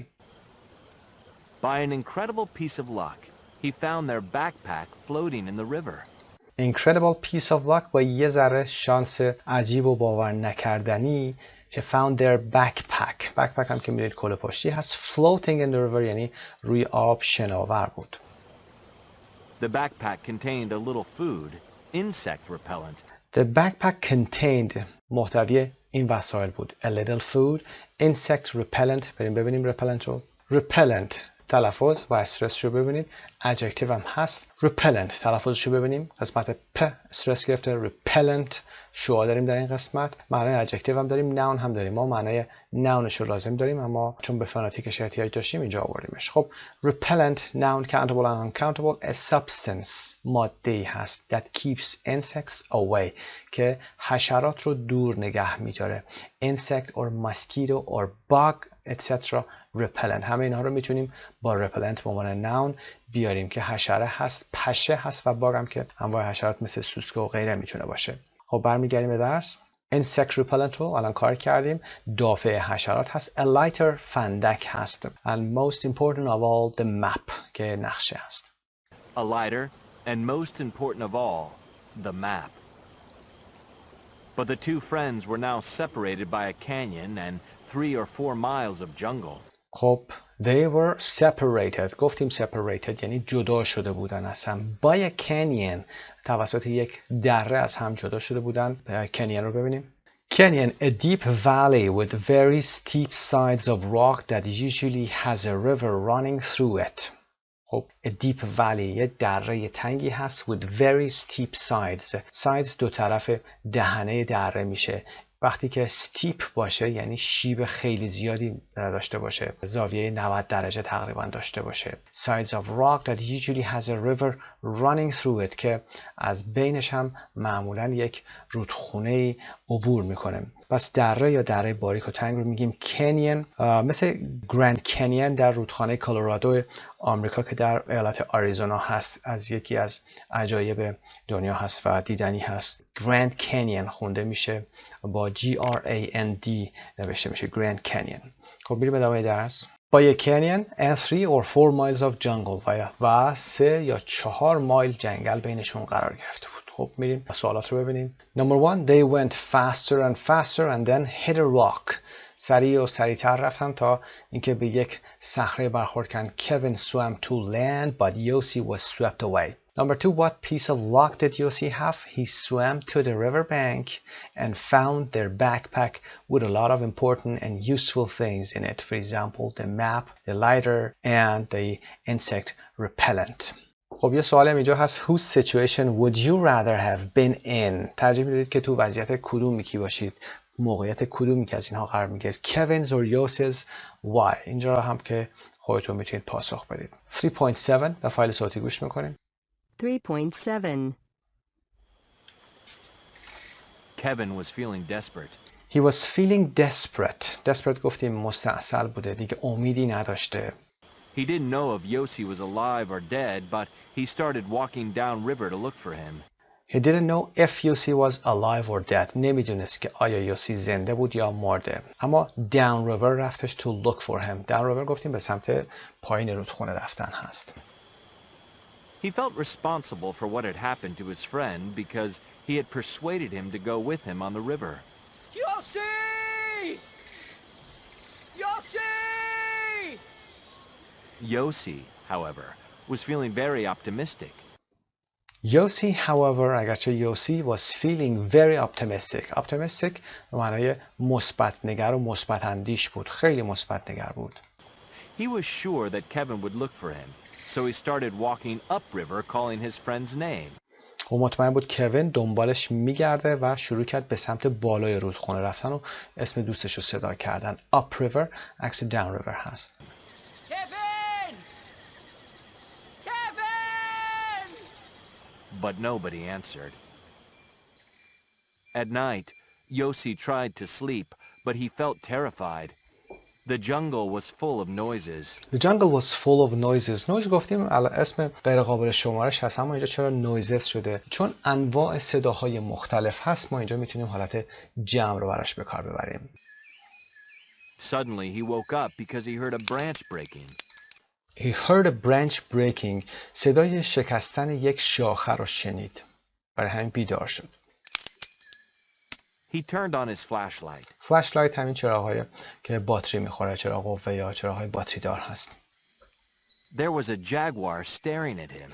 جگوار یک پلنگ خالدار آمریکایی هست که در تصویر بالا می‌بینید. جگوار was staring یعنی خیره شده بود بهش. Yossi was trembling with fear. یوسی از ترس داشت میلرزید. trembling از لرزیدن از ترس هست. But then he remembered something he had once seen in a movie. He used the cigarette lighter to set fire to the insect repellent spray. خب he used the cigarette lighter که همون فندک هست to set fire to the insect repellent spray که سپری insect repellentش رو میاد و فعال میکنه و سیگارت رو جلوش میگیره و آتیش درست میکنه. And he managed to scare the jaguar away.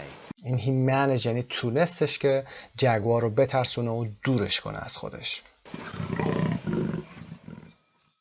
خب این قسمت رو گوش کردیم. ببینید سوالات. How were Kevin and Yossi feeling? What happened to Yossi on his first night alone in the jungle? سوالات رو پاسخ بدید و بعد با پاسخ تصویری چک بفرمایید. Kevin, desperate. Responsible for what had happened to Yossi? Yossi, very optimistic, sure he would find Kevin. Number 4, Yossi woke up and found the jaguar looking at him or staring at him, but he managed to scare it away. ادامه هم میده در پرانتز میگه by setting fire to insect repellent with a cigarette lighter. حتما از این اصطلاحات و این کلمات استفاده بکنید. چه کارهایی رو انجام دادن. هر کاری که انجام شده رو باید بتونید مو به مو بیان کنید. این حرکت داستان خوندن و بیان کردن حرکات خیلی بهتون کمک میکنه در اسپیکینگتون. و در انتها هم که what would you have done if you had been in Yossi's situation. یه شرطی دیگه اینجا داریم. What would you have done if you had been in Yossi's situation. باید بتونید به این سوال پاسخ بدید. اگر شما در وضعیت یا موقعیت یوسی بودی چه کار میکردی؟ میریم قسمت بعد. تصویر فوتپرینت رو میبینیم. فوتپرینت جای پا هست، رد پا هست که از شوز یا بوتستون باقی میمونه روی ماد که گل هست یا روی سویل، روی خاک. بریم قسمت 3.8 رو هم ببینیم با هم. 3.8. After 5 days alone, Yossi was exhausted and starving. Exhausted and starving خیلی خسته و درمونده شده بود و was starving یعنی از گرسنگی داشت میمرد. Suddenly, as he was walking, he saw a footprint on the trail. It was a hiking boot. He saw a footprint on the trail. footprint رو که تصویرش رو در بالا آورده توضیح هم دادیم. trail رو هم ببینیم معناشو. Trail, a long line or a series of marks that have been left by someone or something. A trail of wet footprints. وقتی مسیر طولانی از علامت کفش شما حالا فوتپرینت شما توی مسیری قرار میگیره و میمونه اون رو میگیم trail. یه چیزی مثل مسیر رد پا هست. A trail of wet footprints. یک مسیری از رد پاهای خیس. و برای عنوان مثال برای اتوبوس هم آورده گفته The bus left a trail of black smoke behind it. خب اتوبوس میدونید که حرکت میکنه دود غلیظی رو پشت سر خودش به جا میذاره. The bus left a trail یک دود غلیظی از black smoke رو behindش left کرده بود. It had to be Kevin's footprint. Kevin! He followed the trail until he discovered another footprint, and then another. But suddenly he realized that the footprints weren't Kevin's footprints. They were his own. اون رد پاهای خودشون بودن. They were his own. He had been walking around in a circle. He had been walking around in a circle. Had been walking past perfect continuous هست. اون داشته پشت سر هم به صورت دایره وار حرکت میکرده. دور خودش میچرخیده. At that moment, Yossi realized that he would never find Kevin. In fact, he felt sure that Kevin must be dead. He felt totally depressed and at the point of giving up. He felt totally depressed. اون کاملا دیگه افسرده بود و at the point of giving up دیگه رسیده بود به نقطه‌ای که تسلیم بشه.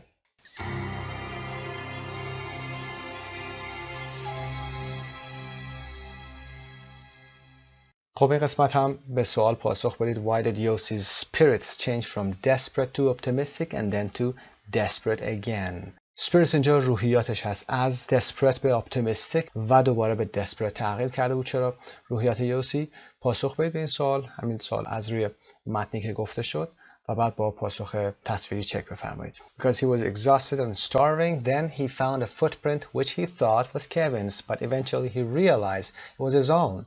He had been walking around in a circle. و اما سوالی که به شما مربوط میشه How would you have felt at this point? What do you think had happened to Kevin? به این سوال هم پاسخ بدید. میریم قسمت پایین. در این تصویر هم که you can see two hunters in a canoe. به این قایق ها میگیم canoe، حتما میدونید. و بریم قسمت فایل صوتی رو ببینیم. 3.9. But Kevin wasn't dead. He was still looking for Yossi. But after nearly a week, he was also weak and exhausted from lack of food and lack of sleep. From lack of food and lack of sleep به خاطر فقدان غذا و نخوابیدنش بود. He decided that it was time to forget Yossi and try to save himself. He had just enough strength left to hold on to a log and let himself float down the river. He had just enough strength. Strength به معنای قدرت هست. انقدر فقط قدرت براش مونده بود to hold onto a log. log به تیکه چوب درخت میگیم. چوب‌های بزرگ. And let himself float و گذاشت خودش که شناور بشه down the river با مسیر آب رودخونه بره به سمت پایین. Kevin was incredibly lucky. He was rescued by two Bolivian hunters who were traveling downriver in a canoe. The men only hunted in that part of the rainforest once a year, so if they had passed by a short time earlier or later, they wouldn't have seen Kevin. خب مثال خیلی خوبی هم هست برای شرط نو سوم. ببینیم The men only hunted in that part of the rainforest once a year. این دو نفر که در تصویر بالا هستن They were in a canoe. Hunters بودن و فقط سالی یک بار در اون مسیر یا در اون منطقه rainforest برای شکار می اومدن. بنابراین اگر اونها passed by اگر از اونجا رد می شدن a short time earlier or later یه ذره کمتر یه ذره بیشتر از اونجا رد می شدن they wouldn't have seen Kevin. کوین رو نمیدیدند، یعنی که دیده بودند. They took him back to the town of San Jose where he spent 2 days recovering. خب به سوالات باید پاسخ بدید. What had Kevin been doing all this time? داشته چیکار میکرده؟ پس پرفکت هست. What did Kevin decide to do? کوین تصمیم گرفت چیکار کنه. Why was he incredibly lucky? چرا به طور نوآور نکردنی شانس داشته و خوش شانس بوده. If you had been Kevin, what would you have done now? اگر شما کوین بودید had been Kevin شما چیکار میکردید الان؟ نه هم شرطیه خیالی هست، تخیلی هست. نمیتونیم الان اون کار رو انجام بدیم، اما میتونید پاسخ رو بدید حتما. سوالات بالا هم پاسخش رو چک میفرمایید. Number 6, he had been looking for Yossi.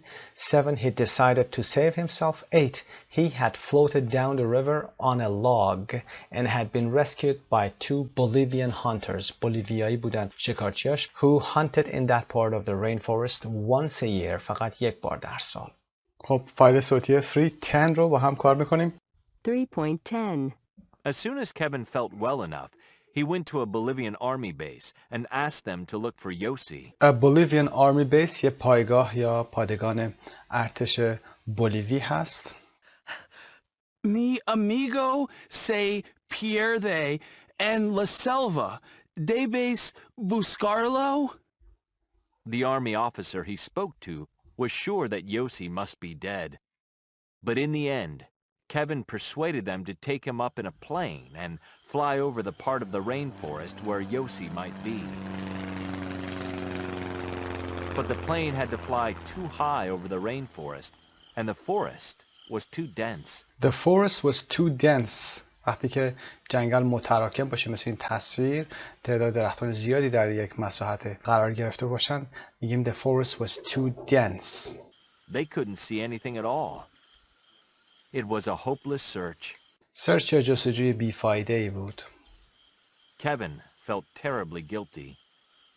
He was convinced that it was all his fault that Yossi was going to die in the jungle. Kevin's last hope was to pay a local man with a boat to take him up the river to look for his friend.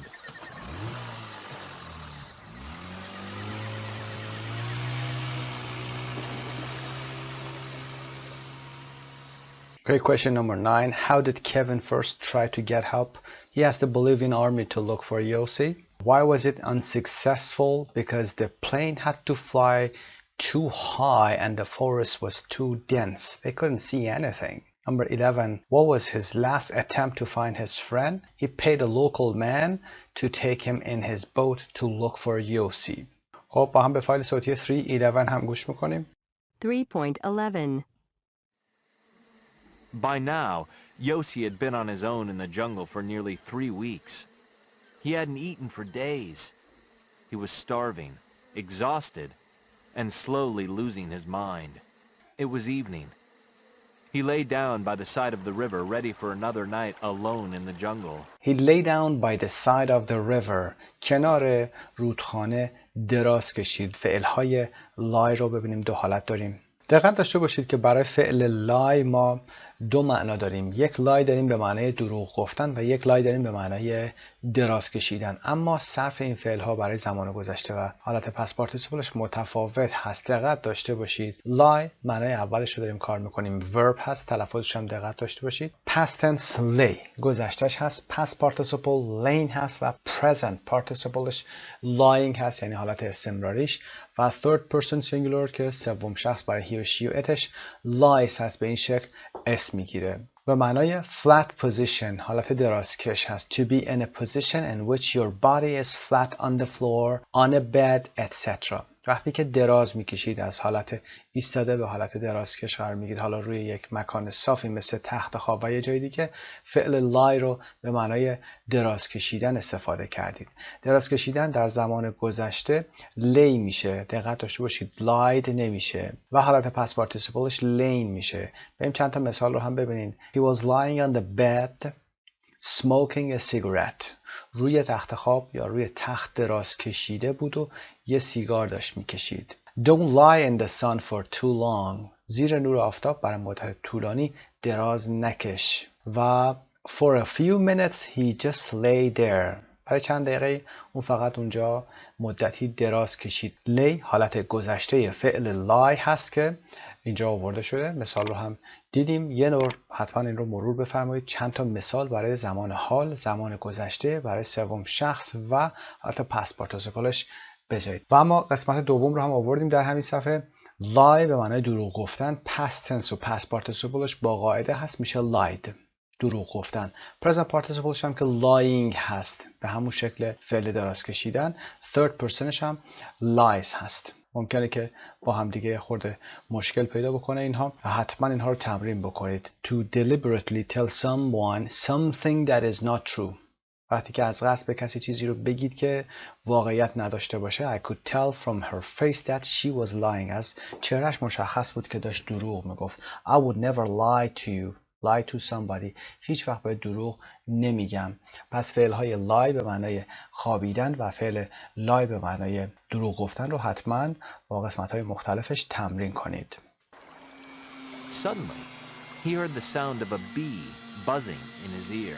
صدای زنبوری رو شنید که در گوشش وزوز میکرد. buzzing یعنی وزوز کردن. این صدایی که الان میشنوید. He thought a bee had gotten inside his mosquito net. فکر کرد که یک بی یعنی یک زنبور had gotten inside وارد his mosquito net شده بود. net به معنای تور هست. mosquito net که همون تور پشه بند هست. But when he opened his eyes, he saw that the buzzing noise wasn't a bee. It was a boat. Yossi was too weak to shout, but Kevin had already seen him. Yossi was too weak to shout. خیلی ضعیف بود که فریاد بکشه. Too weak to shout. یه صفت اینجا داریم. Too weak to shout. Too difficult to lift. سنگین بود برای بلند کردن. Too hot to drink. But Kevin had already seen him. اما کوین دیگه تا اون موقع رو دیده بود. Yossi! Yossi! Yossi! It was a 1 in a million chance that Kevin would find his friend. این یک شانس 1 در میلیون بوده. 1 in a million chance. chance اینجا noun هست و صفتش 1 in a million, 1 in a thousand. میتونه 1 در 1000, 1 in a million, 1 در میلیون باشه. But he did. Yossi was saved. When Yossi had recovered, he and Kevin flew to the city of La Paz and they went directly to the hotel where they had agreed to meet Marcus and Carl. But Marcus and Carl were not at the hotel. The two men had never arrived back in the town of Apollo. the Bolivian army organized a search of the rainforest, but Marcus and Carl were never seen again.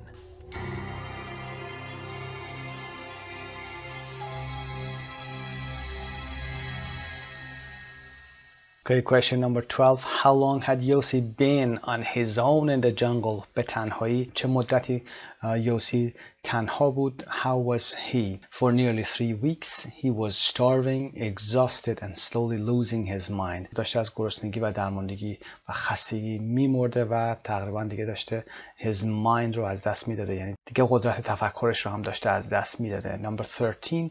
What did he think the buzzing noise was? What was it? He thought it was a bee, but in fact it was the engine of the boat Kevin was in. و سوال آخر هم What do you think might have happened to Marcus and Carl? فکر میکنید که احتمالاً چه اتفاقی برای مارکوس و کارل افتاده بود؟ Part D. Do you think you would have survived if you had been in Yossi's situation? Would you have done anything differently? این سوال هم حتما پاسخ بدید.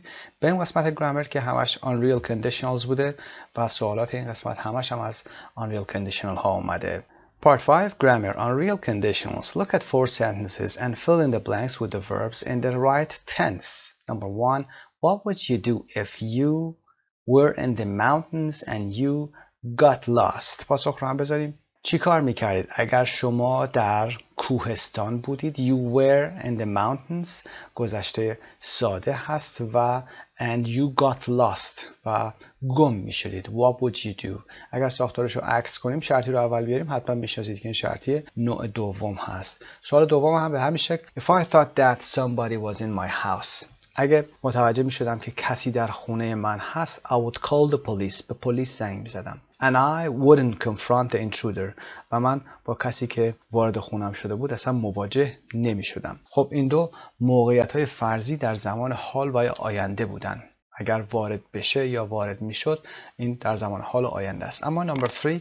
What would you have done if you would have been in Yossi's situation? اگر توی موقعیت یوسی بودی چی کار میکردی؟ یعنی الان نیستی، تخیلی هست. هرچند قسمت بالا موقعیت فرضی بوده، تخیلی بوده، اما اینجا دو گزینه بالا زمان حال آینده رو داریم صحبت میکنیم، اما در سوال سوم داریم در زمان گذشته صحبت میکنیم، یعنی دیگه اون موقعیت نیست و ما نمیتونیم تغییر در اون به وجود بیاریم. Number 4. If Kevin hadn't looked for his friend. اگر کوین دنبال دوستش نگشته بود یوسی would have died. یوسی میمرد. پس اینجا هم در زمان گذشته هست، موقعیت فرضی در زمان گذشته. اگر نمیگشت یوسی میمرد که عکس این قضیه بوده، پس گشت و یوسی زنده مونده.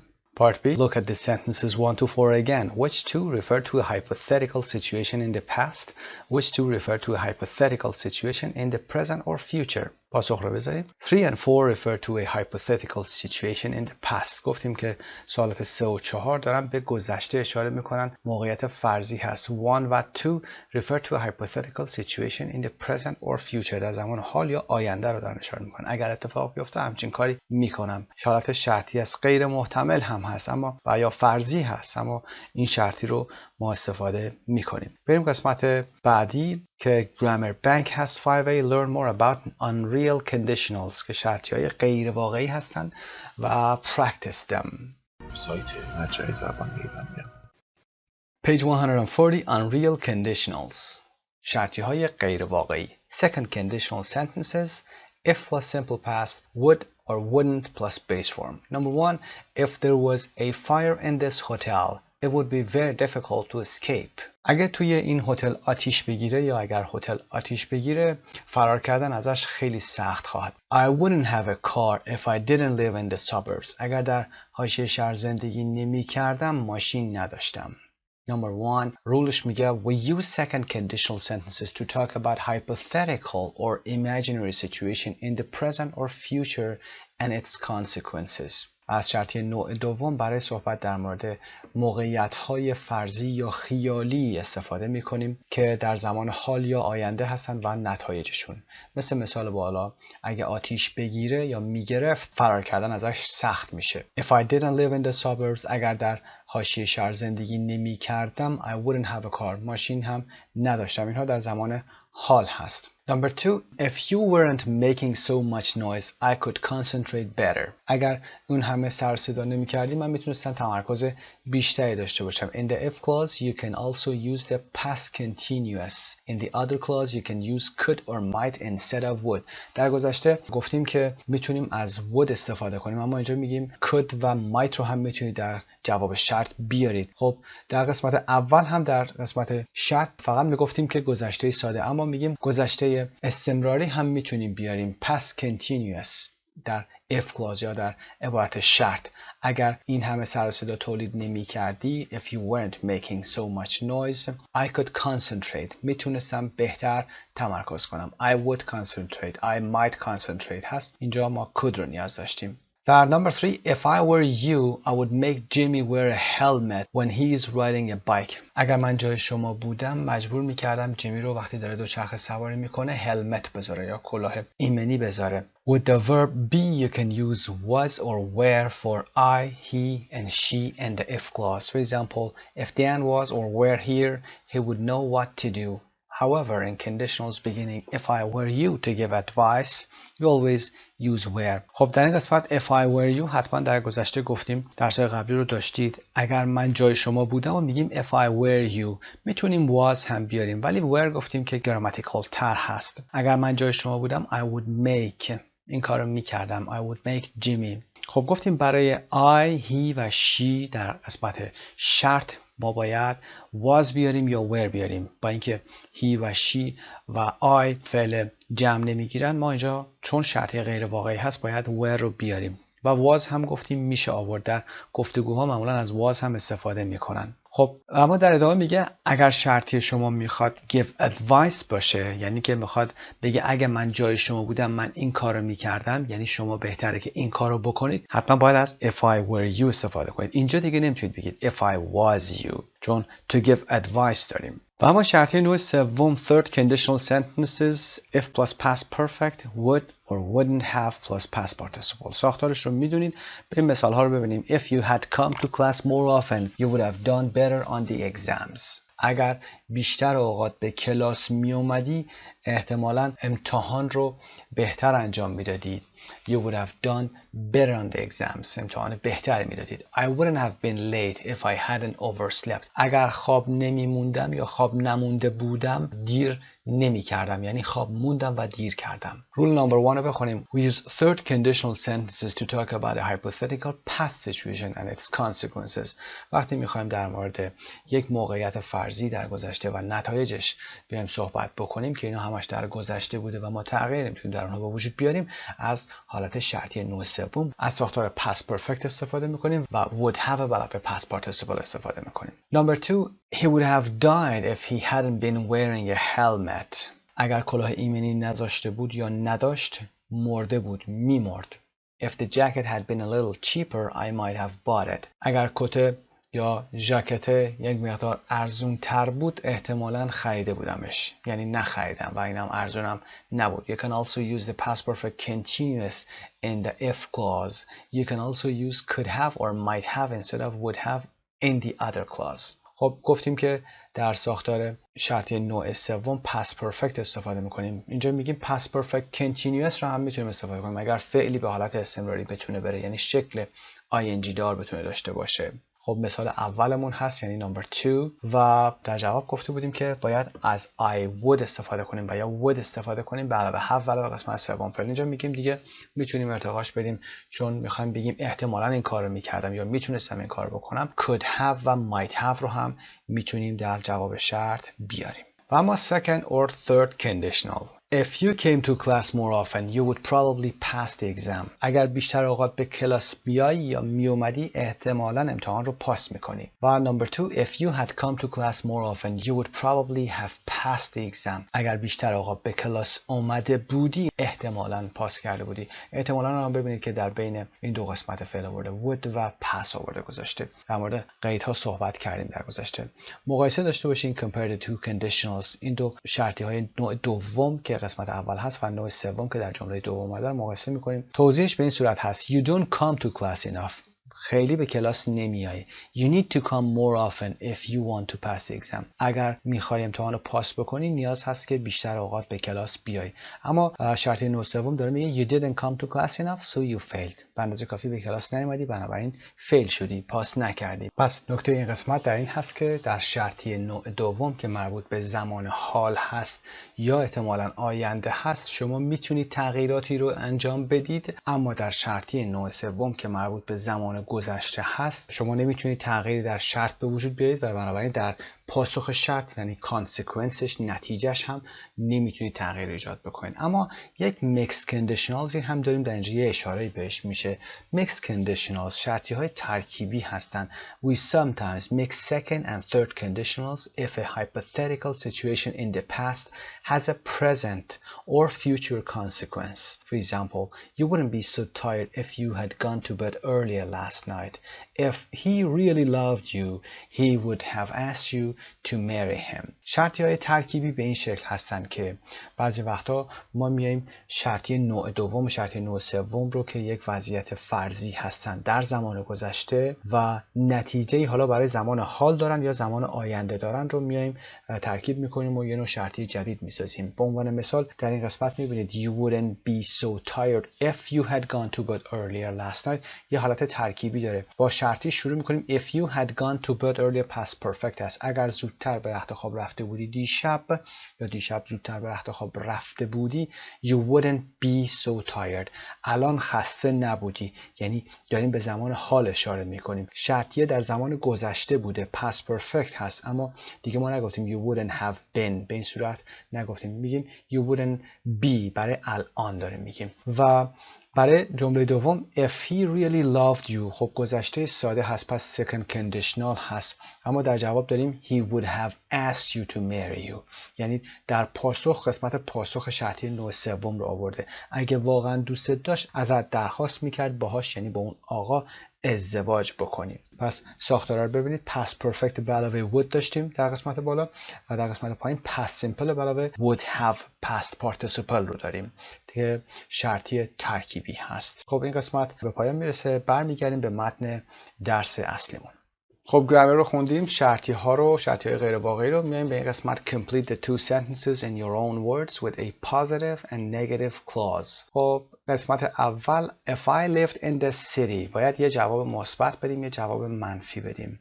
اگر در شهر زندگی میکردم if I lived گذشته ساده هست پس شرط نوع دومه. if I lived in the city یه پاسخ مثبت یه پاسخ منفی. برای نمبر 2 my phone bill wouldn't have been so high if قبض تلفن من اینقدر بالا نمیرفت اگر شرطی نوع سوم هست و یه پاسخ مثبت یه پاسخ منفی باید بدیم. پاسخ ها رو بذاریم. برای سوال اول if I lived in the city I would have a better social life. I would have a better social life. اگر در شهر زندگی میکردم زندگی اجتماعی بهتری داشتم. منفی I wouldn't need a car. به یه ماشین احتیاج نداشتم. جمله دوم هم my phone bill wouldn't have been so high if positive I had turned off roaming when I was traveling. وقتی داشتم سفر میکردم اگر گزینه رومینگ رو آف کرده بودم انقدر قبضم بالا نمیرفت، یعنی این کار رو من نکردم قبضم بالا رفته، تغییری نمیتونم در گذشته بدم. و نگاتیو به این شکل میگیم I hadn't spoken to my sister in the UK for an hour. اگر با خواهرم که در بریتانیا زندگی میکنه یه ساعت تلفنی صحبت نکرده بودم انقدر قبض تلفنم بالا نمیرفت، یعنی I spoke to her and my phone bill is so high now. برای قسمت کمیونیکیشن هم که میتونید مراجعه بفرمایید به صفحه 106 و 111 این قسمت رو با هم کار کردیم قبلا، میتونید یه مراجعه بفرمایید و guess the conditionals اونجا برید که شرطی ها رو حدس بزنید و چه نوع شرطی هستن. بریم قسمت بعد writing. Page 116 writing an article. Write an article about how to keep safe. خب با قسمت رایتینگ میریم به صفحه 116 ببینیم که نحوه نوشتن یک آرتیکل به چه شکلی هست. موضوعش هم how to keep safe هست. Page 116 writing an article. Look at the three pictures. What do you think the parents should and shouldn't have done? Read the article and check. خب به تصاویر نگاه بکنید. در مورد should have done و shouldn't have done نکته رو بگیم. You should have done something یعنی یک کاری رو بهتر بود انجام میدادید. You shouldn't have done یعنی بهتر بود اون کار رو انجام نمیدادید. وقتی میگیم you should have done یعنی این کار رو بهتر بود انجام میدادید اما ندادید. وقتی میگیم you shouldn't have done یعنی این کار رو بهتر بود انجام نمیدادید اما در واقع شما این کار رو انجام دادید. خب پاسخ‌ها رو هم ببینیم. تصاویر رو یه ملاحظه بفرمایید. Picture number 1. The parents should have kept the knives in drawers that children can't reach. خب parents والدین should have kept the knives جمع knife هست VES در انتها میگیره. بهتر بود که چاقوها رو در کشویی نگه می‌داشتن که بچه‌ها دسترسی به اون نداشته باشن. Can't reach. و they shouldn't have put a bed under a window. They shouldn't. بهتر بود که تخت رو زیر پنجره قرار ندن، یعنی انجام دادن و این کار رو کردن، تخت رو گذاشتن زیر پنجره. و یا they shouldn't have put cleaning liquids where children can reach it. بهتر بود که cleaning liquids یعنی مایعات شستشو دهنده مثل تصویری که دارید می‌بینید اونها رو در دسترس کودکان قرار نمیدادن. They shouldn't have put در صورتی که این کار رو انجام دادند. خب برای اینکه این قسمت رو با هم بخونیم قبلش قسمت B رو یه مطالعه بفرمایید. This article was originally written in 5 short paragraphs. Mark / where each new paragraph should begin. یه علامت گذاری میکنید مثل این اسلش آبی که اینجا گذاشته و بگید که کجا پاراگراف بعدی باید شروع بشه. میخونیم متن رو. You probably think that your home is a very safe place, but this may not be true if you have children coming to visit. Here are some tips to prevent accidents. اینجا بریم پاراگراف بعدی رو شروع میکنیم. گفتیم که با first میایم مراحلی که باید انجام بدیم رو میگیم. First look at the bedroom where the children are going to sleep. Make sure the beds are not under a window in case a child tries to climb out. In case رو کار کردیم. If a very small child is going to sleep in the bed, you could put some pillows on the floor next to the bed in case the child falls out. Next paragraph. اینجا یه slash میذارید. پاراگراف بعدی. The next place to check is the bathroom. Many people keep medicines in a drawer or on a shelf above the sink. But this can be dangerous as children may find them and think they are candy. You should have them in a locked cabinet. بهتره که شما اونها رو در یک کابینت قفل شده نگه دارید. اینجا finally دوباره پاراگراف بعدی رو شروع میکنید. یک کامو هم بعدش داریم. Finally take a look at the kitchen. میریم ادامه میدیم. Which is the most dangerous room in the house for children. Knives should be kept in drawers that children can't reach and make sure that all cleaning liquids are in high cabinets. خب اینجا تموم میشه و در کل میخواد ساماپش بکنه، جمع‌بندی کنه. If you follow this simple advice, children who come to stay will never be at risk in your home. خب 5 پاراگراف رو با هم تقسیم بندی کردیم. میریم قسمت C. خب پاسخ رو هم میذاریم، میتونید چک بفرمایید. Mama Part C, you're going to write an article for a school magazine. With a partner, choose one of the titles below. یکی از عنوانها رو انتخاب بکنید. اگر میتونید برای همه عنوانها بیاید یه مقاله بنویسید. How to stay safe if you go hiking in the mountains. How to stay safe on a day at the beach. How to stay safe online. خب موضوعات خیلی خوبی هستن. میتونید برای هر سه موضوع صحبت بکنید و مطلب بنویسید. چطور وقتی که هایکینگ در ماونتنز میرید سیف بمونید و چطور وقتی که یه روز در ساحل هستید سیف بمونید. و موضوع آخر هم که how to stay safe online وقتی که از اینترنت استفاده میکنید چطور سیف بمونید. خب چطور این کار رو میخوایم انجام بدیم؟ Part D, plan the content. چه کار میخواید بکنید؟ باید برنامه‌ریزی کنید. Number 1, think of at least 3 useful tips. خب باید بگید چطور سیف میخواید بمونید. مثل قسمت بالا حداقل 3 تا تیپ مفید رو باید در نظر بگیرید. تو چک نویستون بنویسید عنوان اون تیپ رو که بتونید در موردش توضیح بدید. Think of a good introductory sentence or sentences. قبل از اینکه این رو هم شروع بکنید حتما یک جمله معرفی و مقدمه‌ای داشته باشید یا چند جمله برای مقدمه داشته باشید که بتونید به موضوع اصلیتون که هر کدوم از این موضوع هست بپردازید. بریم قسمت A. Write 120 to 180 words. Use expressions from useful language below and write in a neutral or informal style. خب کاری که باید انجام بدید این است که یه مقاله 120 تا 180 کلمه‌ای رو می‌خواید بنویسید. از اکسپرشن هایی که در useful language پایین اومده استفاده بکنید. useful language این درس giving advice هست، توصیه کردن هست. مثلا می‌خواید بگید فراموش نکنید. Don't forget to حالا اون موضوعی که میخواید بگید. Remember to, for example, apply sunscreen و یا کارهای دیگه که میخواید انجام بدید. Make sure you have enough, for example, بقیه موضوعتون. و you should do something, you shouldn't do something. Never با فعل مثبت میاد به معنای منفی میشه. Never use a, for example, or never drink. به عنوان مثال میتونید فعلایی که پشتش بیایید. Reasons, in case رو کار کردیم، در متن هم هست میتونید استفاده بکنید. So that و یا so و because it might rain, because it might burn your body و یا غیره. در قسمت F هم که check your article for mistakes، مثل همیشه grammar, punctuation and spelling، حتما موضوعی رو به این شکل بنویسید. یکی از این موضوعات سگانه‌ای که در سمت چپ اومده رو انتخاب بکنید، مثل موضوع بالا حتما یه introductory sentence برش بیارید یا چند جمله معرفی برش بیارید. چه چیزهایی رو میخواید بگید در 3 یا 4 پاراگراف تقسیم بندیش بکنید.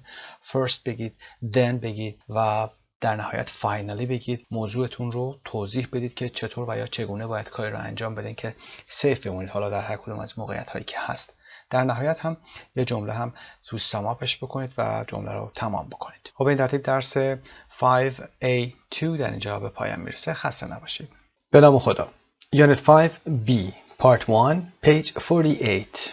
موضوع این درس در ارتباط با چیزهایی هست که در زندگی ما رو ناراحت میکنن. مثلا وقتی کسی وسایل ما رو بدون اجازه برمی‌داره و پشیمونی هایی که در ارتباط با حال و گذشته داریم. این دو تا موضوع زمینه ساختار I wish رو فراهم میارن. به همین دلیل گرامر این درس رو در 2 بخش جداگانه تدریس میکنیم تا فراگیری این دو تا موضوع براتون راحت‌تر باشه. در ساختار I wish یا ای کاش به زبان فارسی که میگیم، روش بیان ناراحتی رو مثل ناراحتی که در بالا گفتیم رو کار بکنیم. در همین زمینه صفت‌هایی که به ایدی و ing ختم میشن رو هم مروری خواهیم داشت. اما در قسمت بالا some people want it to happen, some wish it would happen, others make it happen. این رو مایکل جوردن میگه US basketball player و میشناسیدش. در کتاب گذشته کار کردیم، یه موضوعی داشتیم در مورد مایکل جوردن، بسکتبالیست آمریکایی هست. میگه بعضی مردم میخوان که حالا یه موضوعی اتفاق بیفته، بعضیا میگن ای کاش اتفاق بیفته، بعضیا خودشون میرن دنبالش و اون رو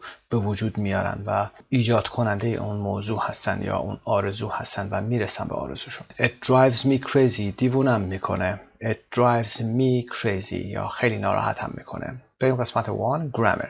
Part 1 grammar wish plus would. Look at a Twitter thread where people tweeted about things that annoy them.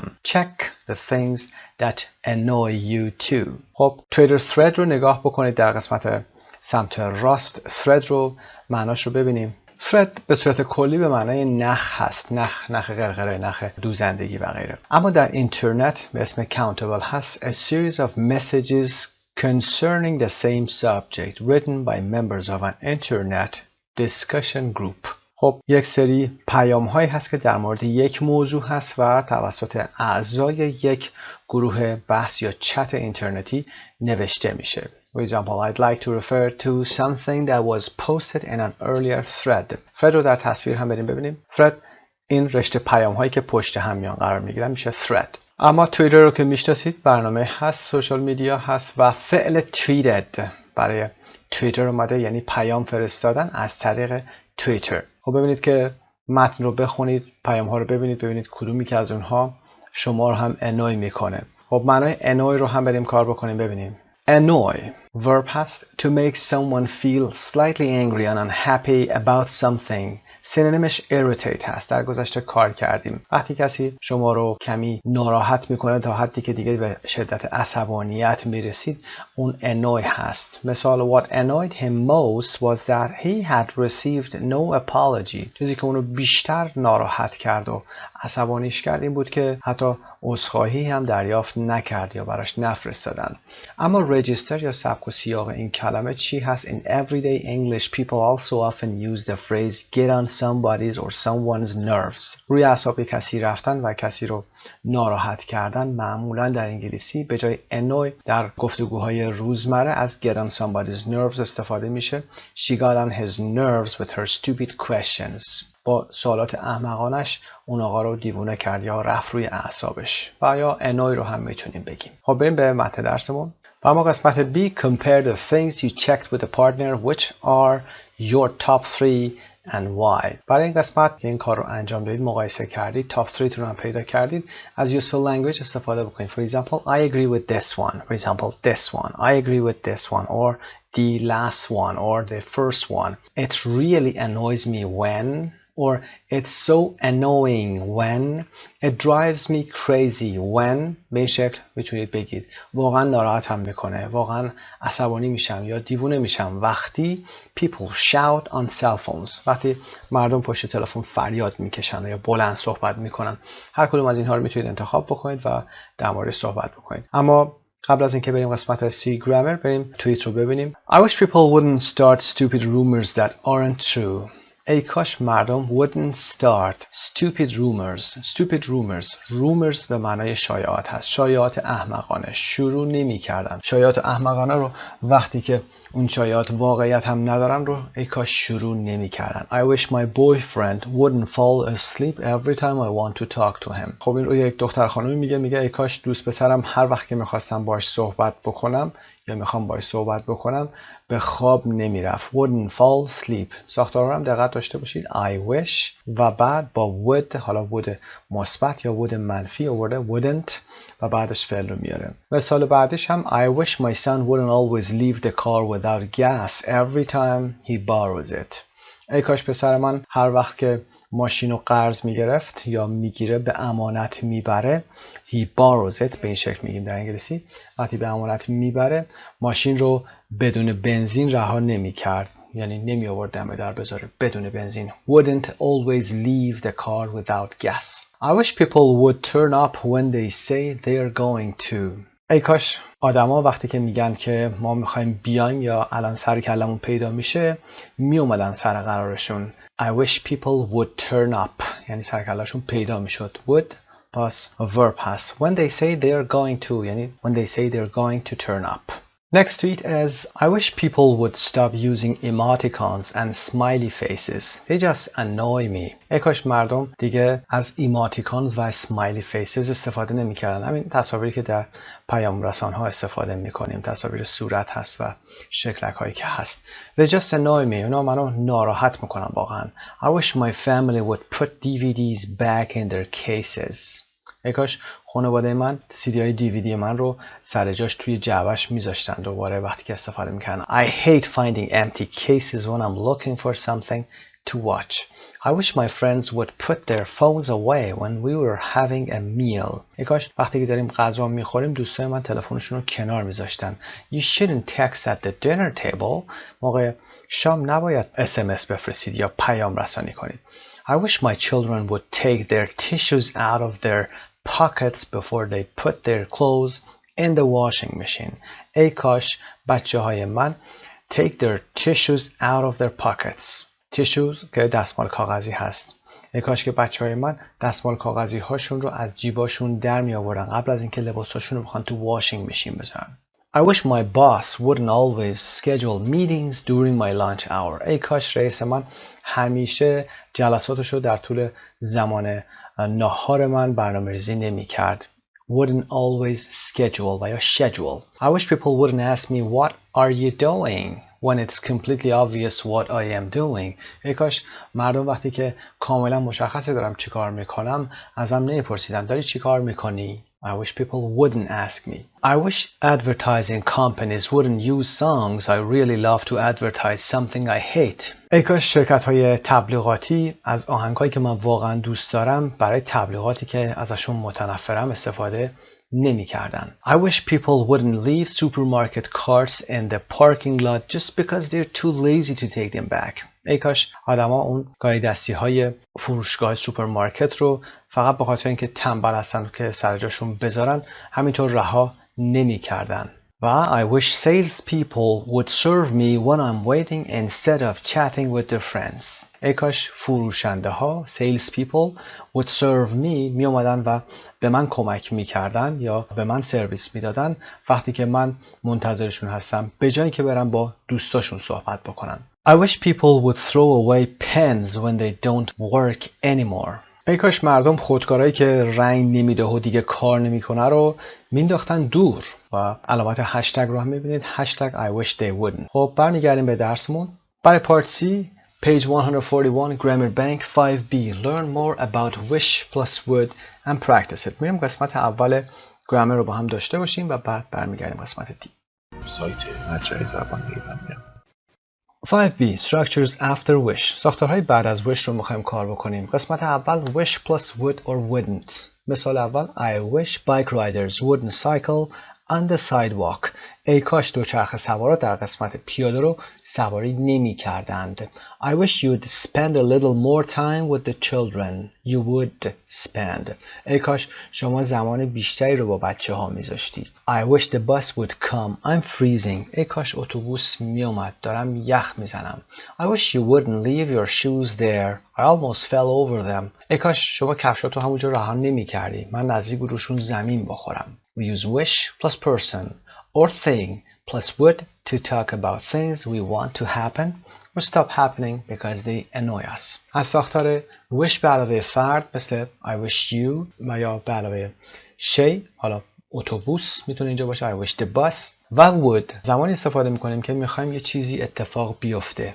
دلمون میخواد اتفاق بیفته و یا نیفته به خاطر اینکه اون داره باعث ناراحتی ما میشه. و نکته‌ای که در اینجا هست اینه که you don't usually use wish plus would for a wish about yourself. For example, not I wish I would.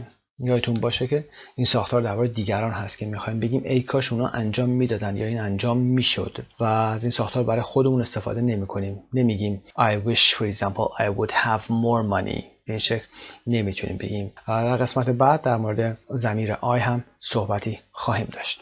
و اما قسمت دوم ساختار I wish plus simple past or past perfect. wish بعدش گذشته ساده داشته باشیم یا ماضی بعید داشته باشیم. Number 1 I wish I was 10 years younger.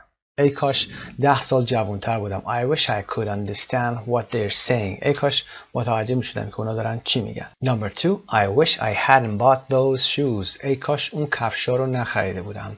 I wish you told me the truth. ای کاش به من حقیقت رو گفته بودی. Number 1 We use wish plus simple past to talk about things we would like to be different in the present or future but which are impossible or unlikely. ساختار wish رو میدونید که ای کاش هست. wish به علاوه گذشته ساده رو زمانی استفاده میکنیم که میخوایم بگیم چیزهایی که حالا دارن اتفاق میافتن ای کاش متفاوت بودن حالا در زمان حال و یا در زمان آینده اما impossible هستن یا unlikely هستن یا امکان ندارن و یا اینکه احتمالشون خیلی کمه. After wish you can use was or were with I, he, she and it.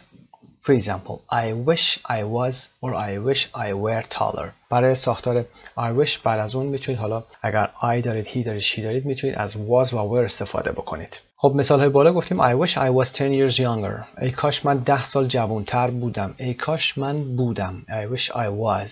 I wish I could. ای کاش میتونستم بفهمم.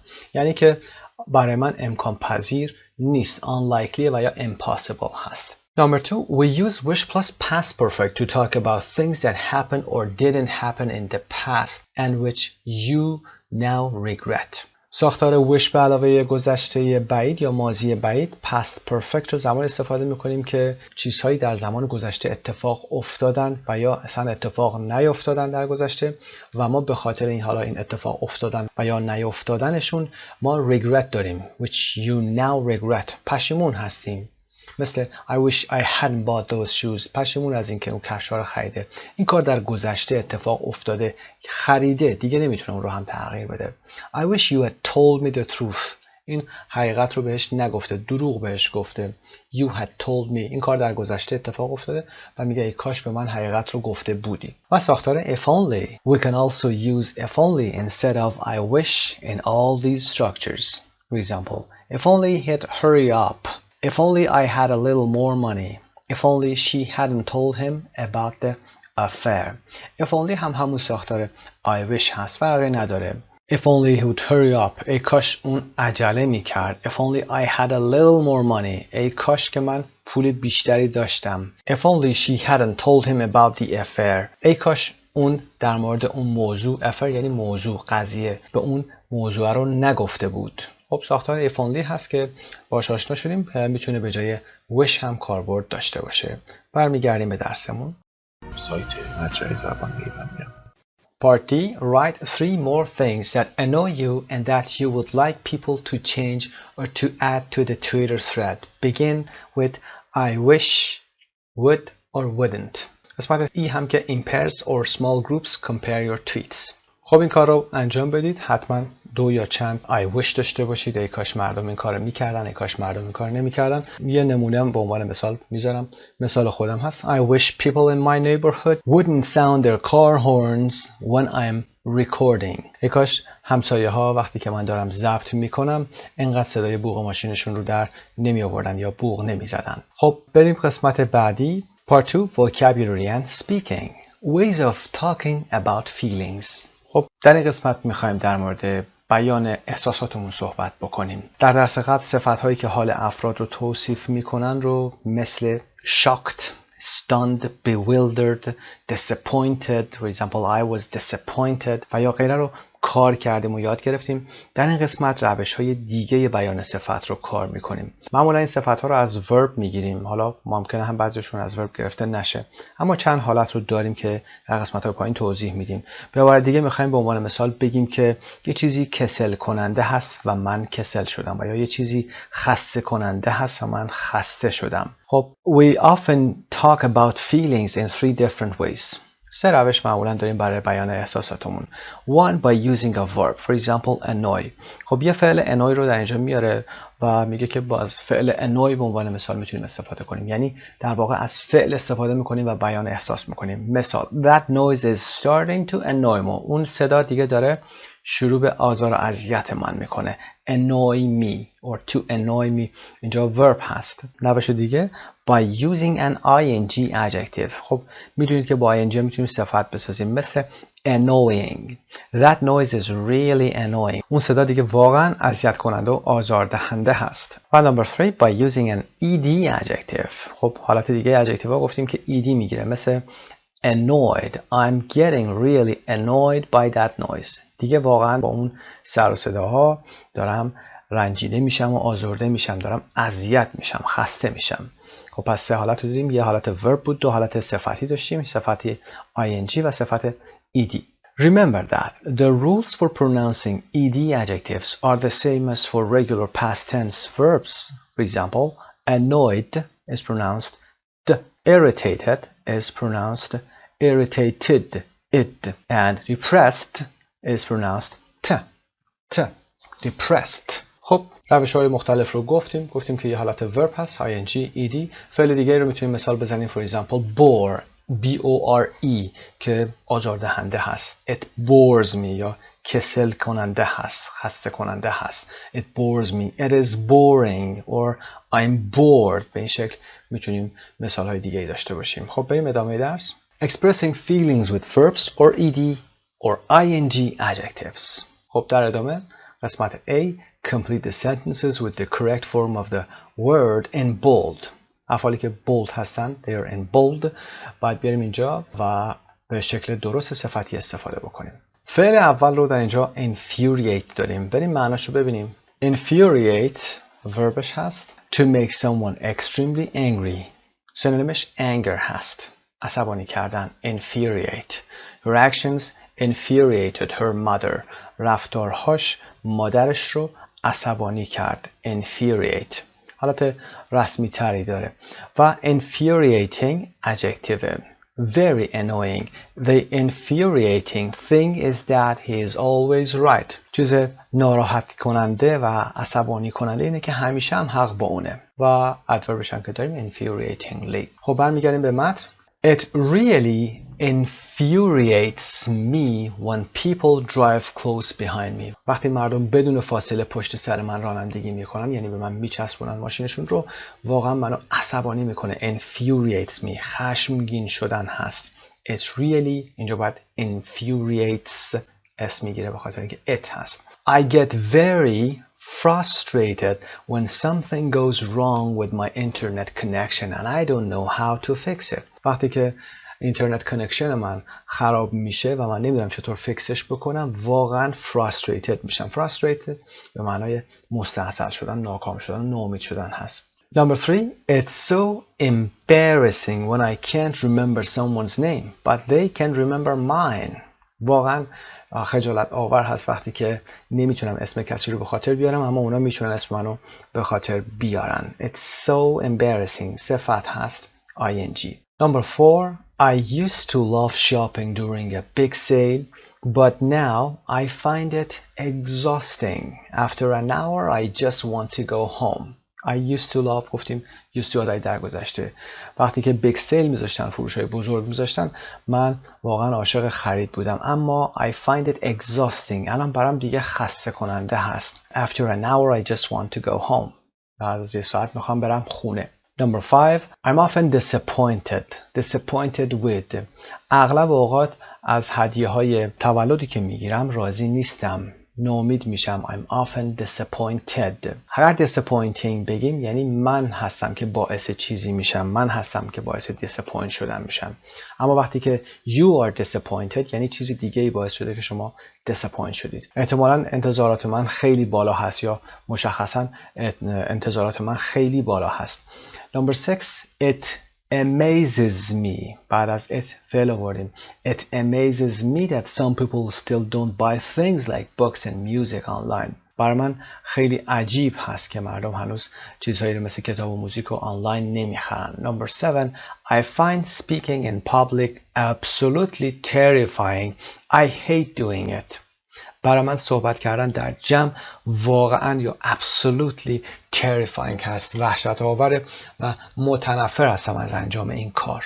Terrifying, absolutely terrifying. Number 8, I have often been inspired by reading about how some successful people have overcome difficulties.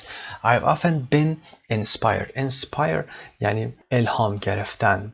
I've been inspired حالت پسیو هست یعنی من الهام میگیرم، الهام گرفتم بعد از خوندن در مورد اینکه چطور افراد موفق به مشکلاتشون غلبه کردن را فائق اومدن. overcome رو در گذشته کار کردیم یعنی فائق اومدن بر چیزی. پس I've been inspired or I've often been inspired که وربش هست. I never find instructions for electronic devices helpful. In fact, usually they just confuse me. بعضی وقتا این دستورالعمل‌های وسایل الکترونیکی مثلا کمک کننده نیستن و در واقع یا در حقیقت منو گیجم هم میکنن. When I travel, I'm always thrilled if I manage to communicate something in a foreign language.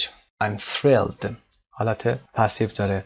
من وقتی که سفر میکنم همیشه این احساس شور و هیجان رو پیدا میکنم وقتی که میخوام به زبان خارجی یک ارتباطی رو برقرار کنم یا پیامی بخوام بدم یا بخوام اظهار نظری بکنم. To communicate something موضوعی رو بیان کنم. I'm always thrilled.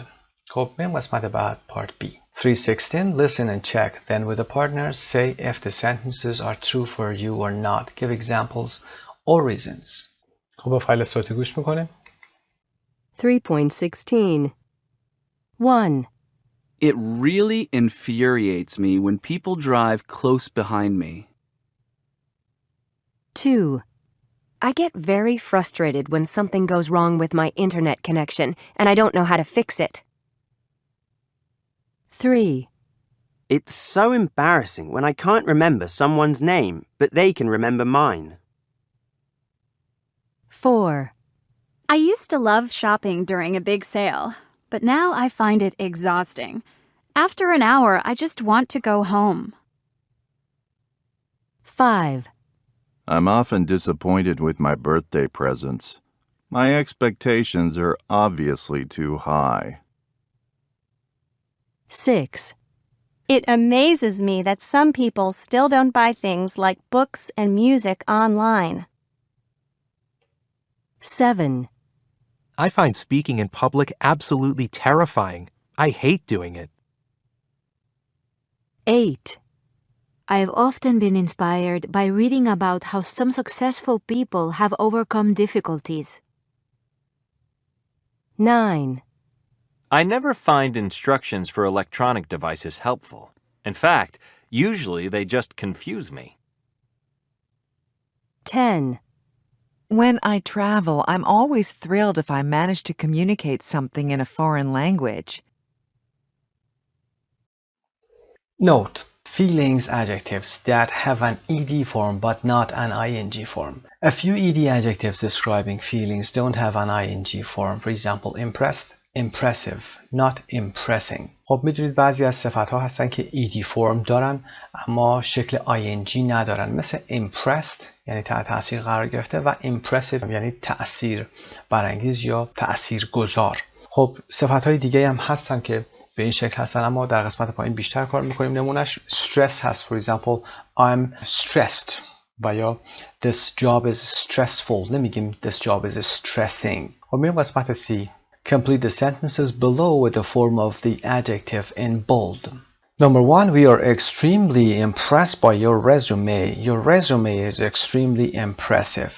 خب ما واقعا به شدت تحت تاثیر قرار گرفتیم با رزومه شما. رزومه شما واقعا یا به شدت impressive هست، تاثیرگذار هست یا بسیار عالی هست. Number 2, I'm very stressed by my job. My job is very stressful. I'm stressed. My job is very stressful. ببینید دیگه stressing نداریم، این حالت فقط stressful هست، یعنی شغل من پر از استرس هست. I was really scared during the movie. The ending was especially scary. من در طول فیلم خیلی ترسیده بودم. I was scared. حالتی که برای فرد به وجود میاد.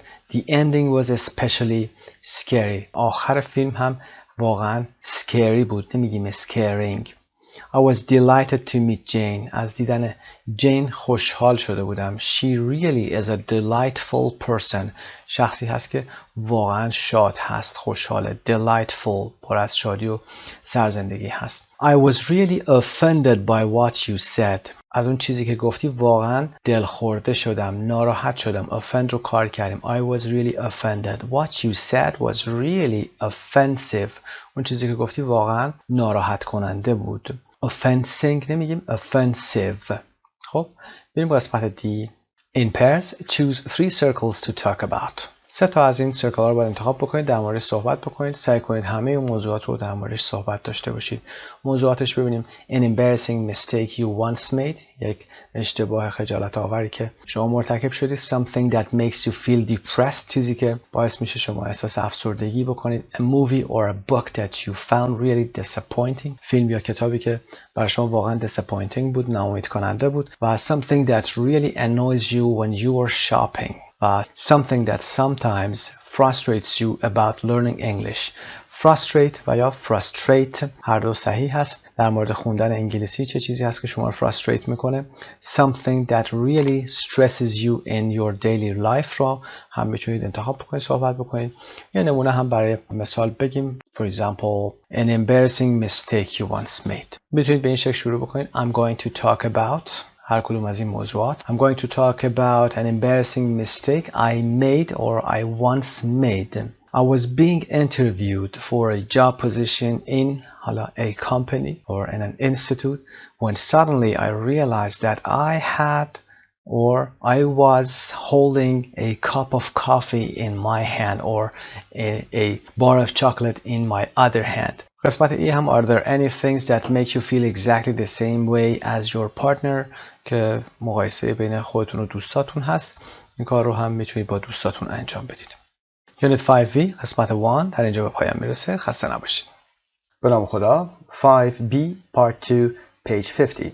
در این قسمت درباره اظهار پشیمانی های مردم میخونیم و باید حدس بزنیم 5 موضوع مهم پشیمانی مردم چی هست. در گرامر در ارتباط با اظهار پشیمانی در زمان حال و گذشته صحبت میکنیم. یعنی که چطور بگیم در زمان حال از چیزی که داریم یا نداریم پشیمان هستیم و اینکه در گذشته بگیم چه کاری رو باید میکردیم یا نکردیم. در تلفظ هم ریتم جمله رو کار میکنیم و در انتها هم که قبل از اینکه بتونید در مورد بیان پشیمانی خودتون از موضوعی صحبت بکنید به فایل لیسنینگ هم در این ارتباط گوش میکنیم که براتون بسیار مفید خواهد بود. So let's get started. Part 3. Reading and speaking. You're going to read an article about some research that has been done about what people regret in life. در مورد ریسرچ گفتیم فعل do رو به کار میبریم. Some research that has been done. تحقیقاتی که انجام شده در مورد اینکه مردم در مورد چه چیزهای اظهار ندامت و پشیمانی میکنن در زندگیشون. Before you read, would a partner say whether you think the following sentences are true or not.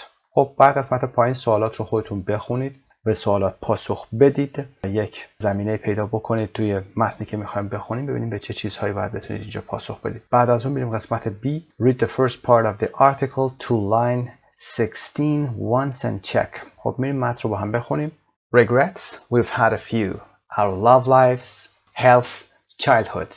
پشیمونی ها یه چند تایی داریم در مورد زندگی های عشقمون، سلامت و کودکی هامون.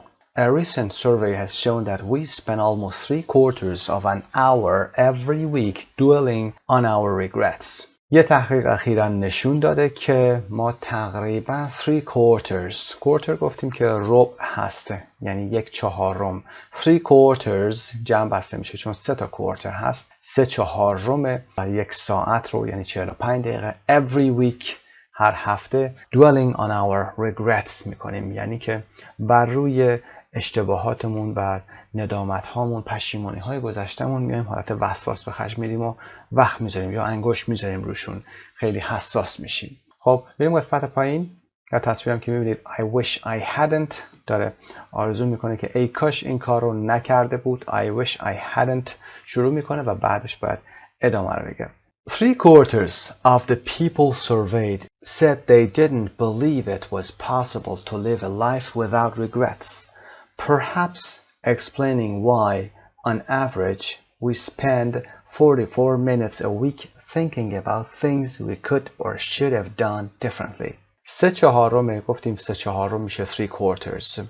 3/4 کسانی که سروی شدند، مورد بررسی و تحقیق قرار گرفتن، گفتن they did not believe، اعتقاد نداشتن، باورشون نمیشد که it was possible، که امکانش هست to live a life without regrets، که زندگی بدون پشیمانی هم داشته باشید یا زندگی داشته باشید که در اون ندامتی نباشه. Perhaps explaining why، شاید به این خاطر که on average، به طور متوسط میانگین، we spend 44 minutes a week thinking about things we could or should have done differently.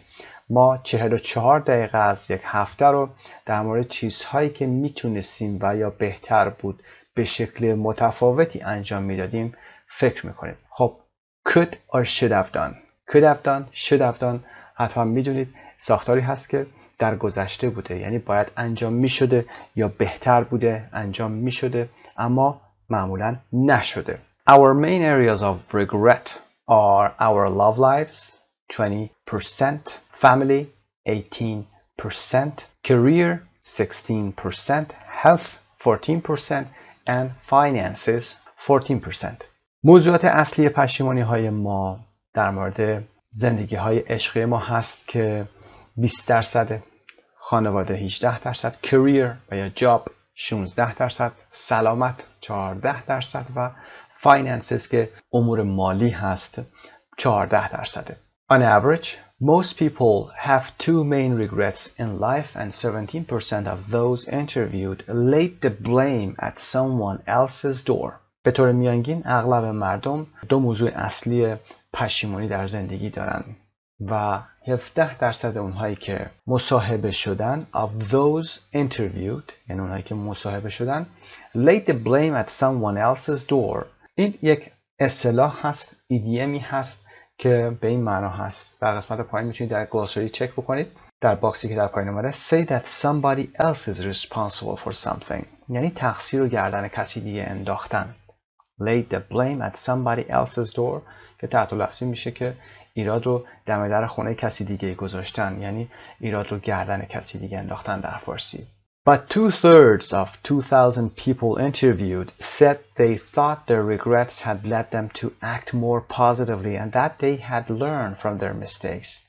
اما 2/3 2/3 عدد کسری هست، فرکشن 2/3 2/3 عدد پایین جمع بسته میشه. Of 2,000 people 2/3 2000 نفری که اینترویو شدن گفتن که they thought، فکر میکردن پشیمونی اونها had led them، اونها رو هدایت کرده بود، past perfect، to act more positively که بیشتر مثبت عمل کنن و that they had learned و اینکه اونها از mistakesشون یا اشتباهاتشون یاد گرفته بودن یا چیزهایی رو آموخته بودن. A quarter of them said their regrets had made them into the person they are today. A quarter یعنی یک ربع اونها، یک چهارم اونها که تقریبا میشه 500 people said پشیمونی های اونها باعث شد که اونها آدمی که الان هستن بشن، یعنی اصلاح بشن. به این پاراگراف بعد Common regrets range from not getting on the property ladder sooner to not having had more relationships when they were younger. پشیمونی های رایج range from یعنی در این بازه قرار میگیره از not getting on the property ladder. Property ladder همون نردبان ترقی هست، یعنی پله های پیشرفت هست. از اینکه از اینجا شروع میکنه این رنج رو که پله های ترقی مالی رو زود طی نکردن. To get on the property ladder که نردبان هست و property هم که ملک و دارایی هست. البته در قسمت پایینم getting on the property ladder EDM هست، IDM علامت گذاری کرده. Buying your first house or apartment اولین خونه یا آپارتمانتونی که میخرید، یعنی first buyer که میشید اولین بار این خرید رو میکنید، دیگه رفتید توی property ladder. از اینجا شروع میشه که زودتر نتونستن این کار رو بکنن تا اینکه not having had اینکه نداشتن more relationships ارتباطات بیشتری که زمانی که اونها جوانتر بودن تا این محدوده میره. پس از پله های ترقی که زود شروع نشد و اینکه میتونستن ارتباطات بیشتری داشته باشن در زمانی که جوانتر بودن ولی نداشتن. Not having حالت perfect participle هست. کاری رو در گذشته کامل کردید و الان میتونید کار بعدی رو انجام بدید. از این ساختار استفاده میکنید. Others include regretting not telling someone we love them and wishing that we had repaired a damaged friendship. دیگران include regretting این پشیمونی ها رو شامل این رنجشون میکنن، این محدوده میکنن که یکیشون not telling someone نگفتن به کسی که اونها رو دوست داشتیم، عاشقشون بودیم هست، یعنی که چرا بهشون نگفتیم که دوستشون داشتیم، و wishing that آرزوی این که we had repaired می اومدیم رابطه دوستی خراب شده رو ترمیم میکردیم که این کار رو نکردیم. خب در قسمت B read the first part of the article once and check. سوالات رو که در قسمت بالا بوده پاسخش رو اینجا براتون میذاریم. به این شکل هست. Number 1 true. Line 3 on average we spend 44 minutes a week thinking about things we could or should have done differently. Number 2 is true. Line 4 our main areas of regret are our love lives. Number 3 false. Line 7 on average most people have 2 main regrets in life. 4 false. Line 8 17% lay the blame at someone else's door. 5 true. Line 9 but 2/3 thought their regrets had led them to act more positively and that they had learned from their mistakes. خب بریم قسمت C رو انجام بدیم. Without looking back at the article, can you remember another way of saying? خب بدونی که به آرتیکل نگاه بکنید میتونید روش دیگه گفتن این اعداد رو بگید با percent. 1 75% can be said 3/4, 66.6% 2/3 and 25% can be said as a quarter. خب پاسخ رو هم بذاریم براتون. 75% 3/4 میشه 3/4. 66.6 2/3 هست 2/3 و 25% که a quarter هست یعنی 1/4 میشه از 100. Part D. Now read some of the top 20 regrets with a partner and number what you think the top 5 regrets were in the survey. 1 is the most common regret. Some of the top 20 regrets were not in order. 20 regreتی که یا پشیمونی که در اینترویو اومده بوده بعضیاشون رو آورده اینجا. البته not in order هست یعنی به ترتیب نیست. با هم میخونیم getting married too early ازدواج زود هنگام. Not asking grandparents more about their lives when they were alive. وقتی پدر بزرگ مادر بزرگشون زنده بودن ازشون سوال در مورد زندگیشون نپرسیدن، سوالات بیشتری نپرسیدن. Not having exercised more or eaten more healthily. اینکه ورزش بیشتری نکردن و غذای سالمتری نخوردن. Not having saved enough money. پول پس انداز نکردن و اندازه کافی. not learning a foreign language or a musical instrument when you were younger. وقتی که جوان‌تر بودید یا سنتون کمتر بود، زبان خارجی دیگه رو یاد نگرفتید و یا یک وسیله یا آلت موسیقی رو یاد نگرفتید. Not working harder at school. که در مدرسه سخت‌تر کار نکردید. Not having traveled more and seen more of the world. سفر نکرده باشید و از دنیا چیز زیادی رو ندیده باشید. Making the wrong career choice. انتخاب شغلی بدی داشتید. Not keeping in touch with friends. ارتباط نداشتن با دوستان. Having started smoking. شروع کردن به سیگار کشیدن. و arguing with a friend and not making up. بحث کردن با یک دوست و دوباره آشتی نکردن. Part E 317. Listen and check. How many did you get right? Which do you think would be the top regrets for people in your age group? خب این فایل صوتی رو با هم گوش میکنیم و ببینیم که پاسخمون آیا درست بود یا نه و بعد از اون ببینید که which do you think would be the top regrets for people in your age group. در گروه سنی شما کدوم یک از اینها در قسمت بالاتر قرار میگیره.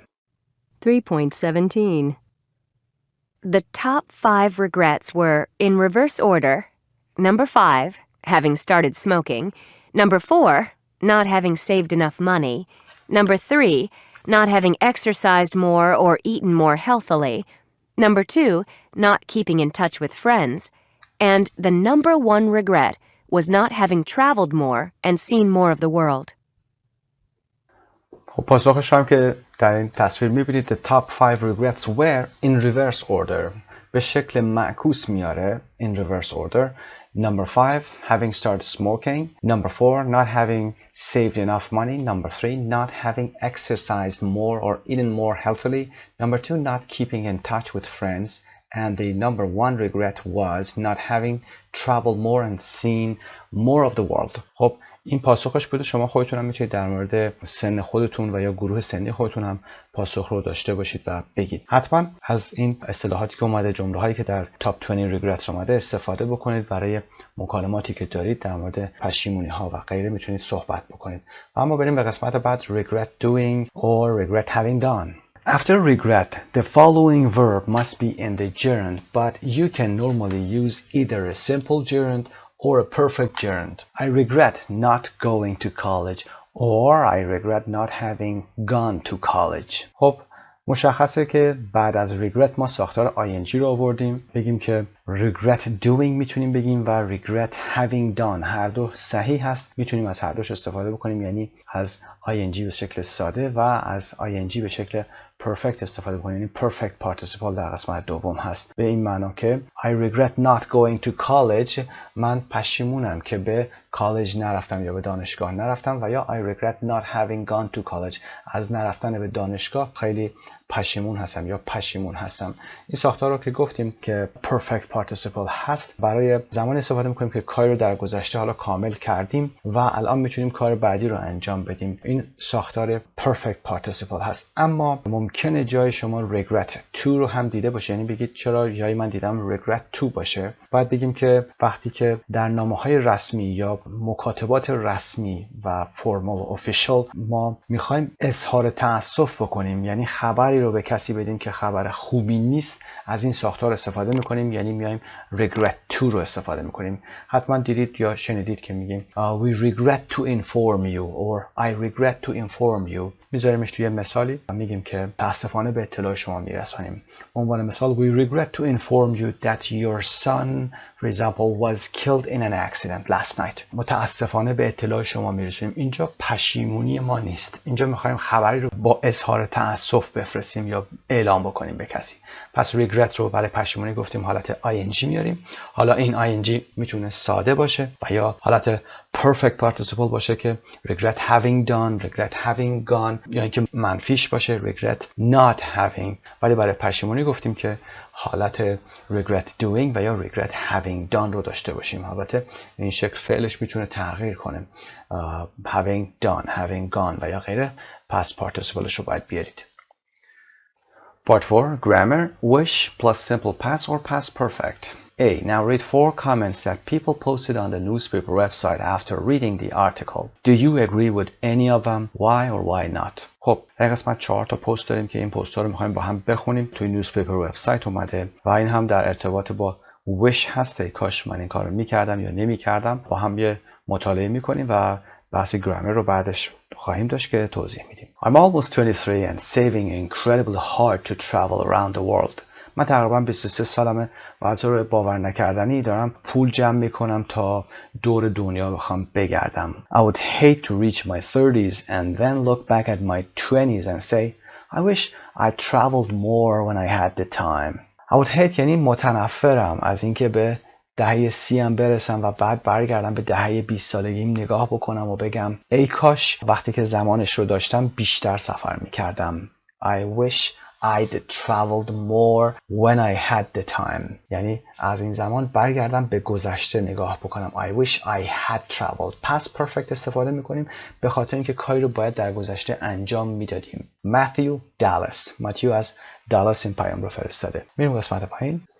Okay, next post. I don't regret anything. من برای هیچ چیزی پشیمون نیستم. There is nothing that I wish was different about my life.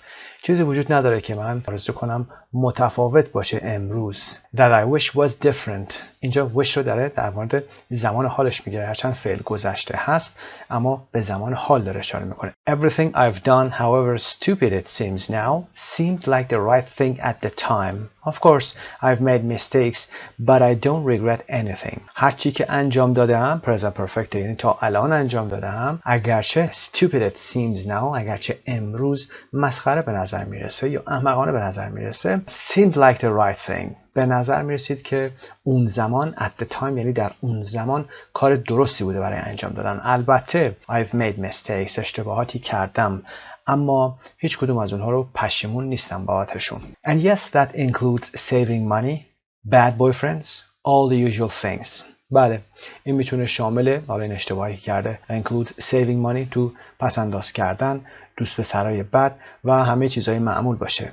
I see them as pure mistakes, something to learn from, something that makes me the person I am today. همه اونها رو به عنوان اشتباه محض من میپذیرم یا میبینمشون، چیزی که از اونها یاد گرفتم، چیزی که باعث شده من شخصی بشم که امروز هستم. I never think I wish I'd stayed in college.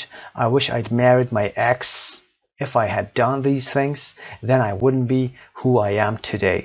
سندی شیکاگو. هیچ وقتم اینطوری فکر نمی کنم که ای کاش توی دانشگاه مونده بودم یا ادامه داده بودم. I wish I had stayed هست. اینجا به زمان گذشته داره اشاره میکنه، نه زمان حال. ای کاش تو دانشگاه مونده بودم. ای کاش با اون اکسم ازدواج کرده بودم. گذشته بعید هست، پس داره در مورد زمان گذشته حرف میزنه. اگر این چیزها رو من انجام داده بودم then I wouldn't be who I am today. اون وقت اونی که امروز هستم نبودم. سندی هم که از شیکاگو بوده. میریم پست بعدی. Regrets، پشیمونی. I try not to think about them. سعی میکنم به اونا فکر نکنم.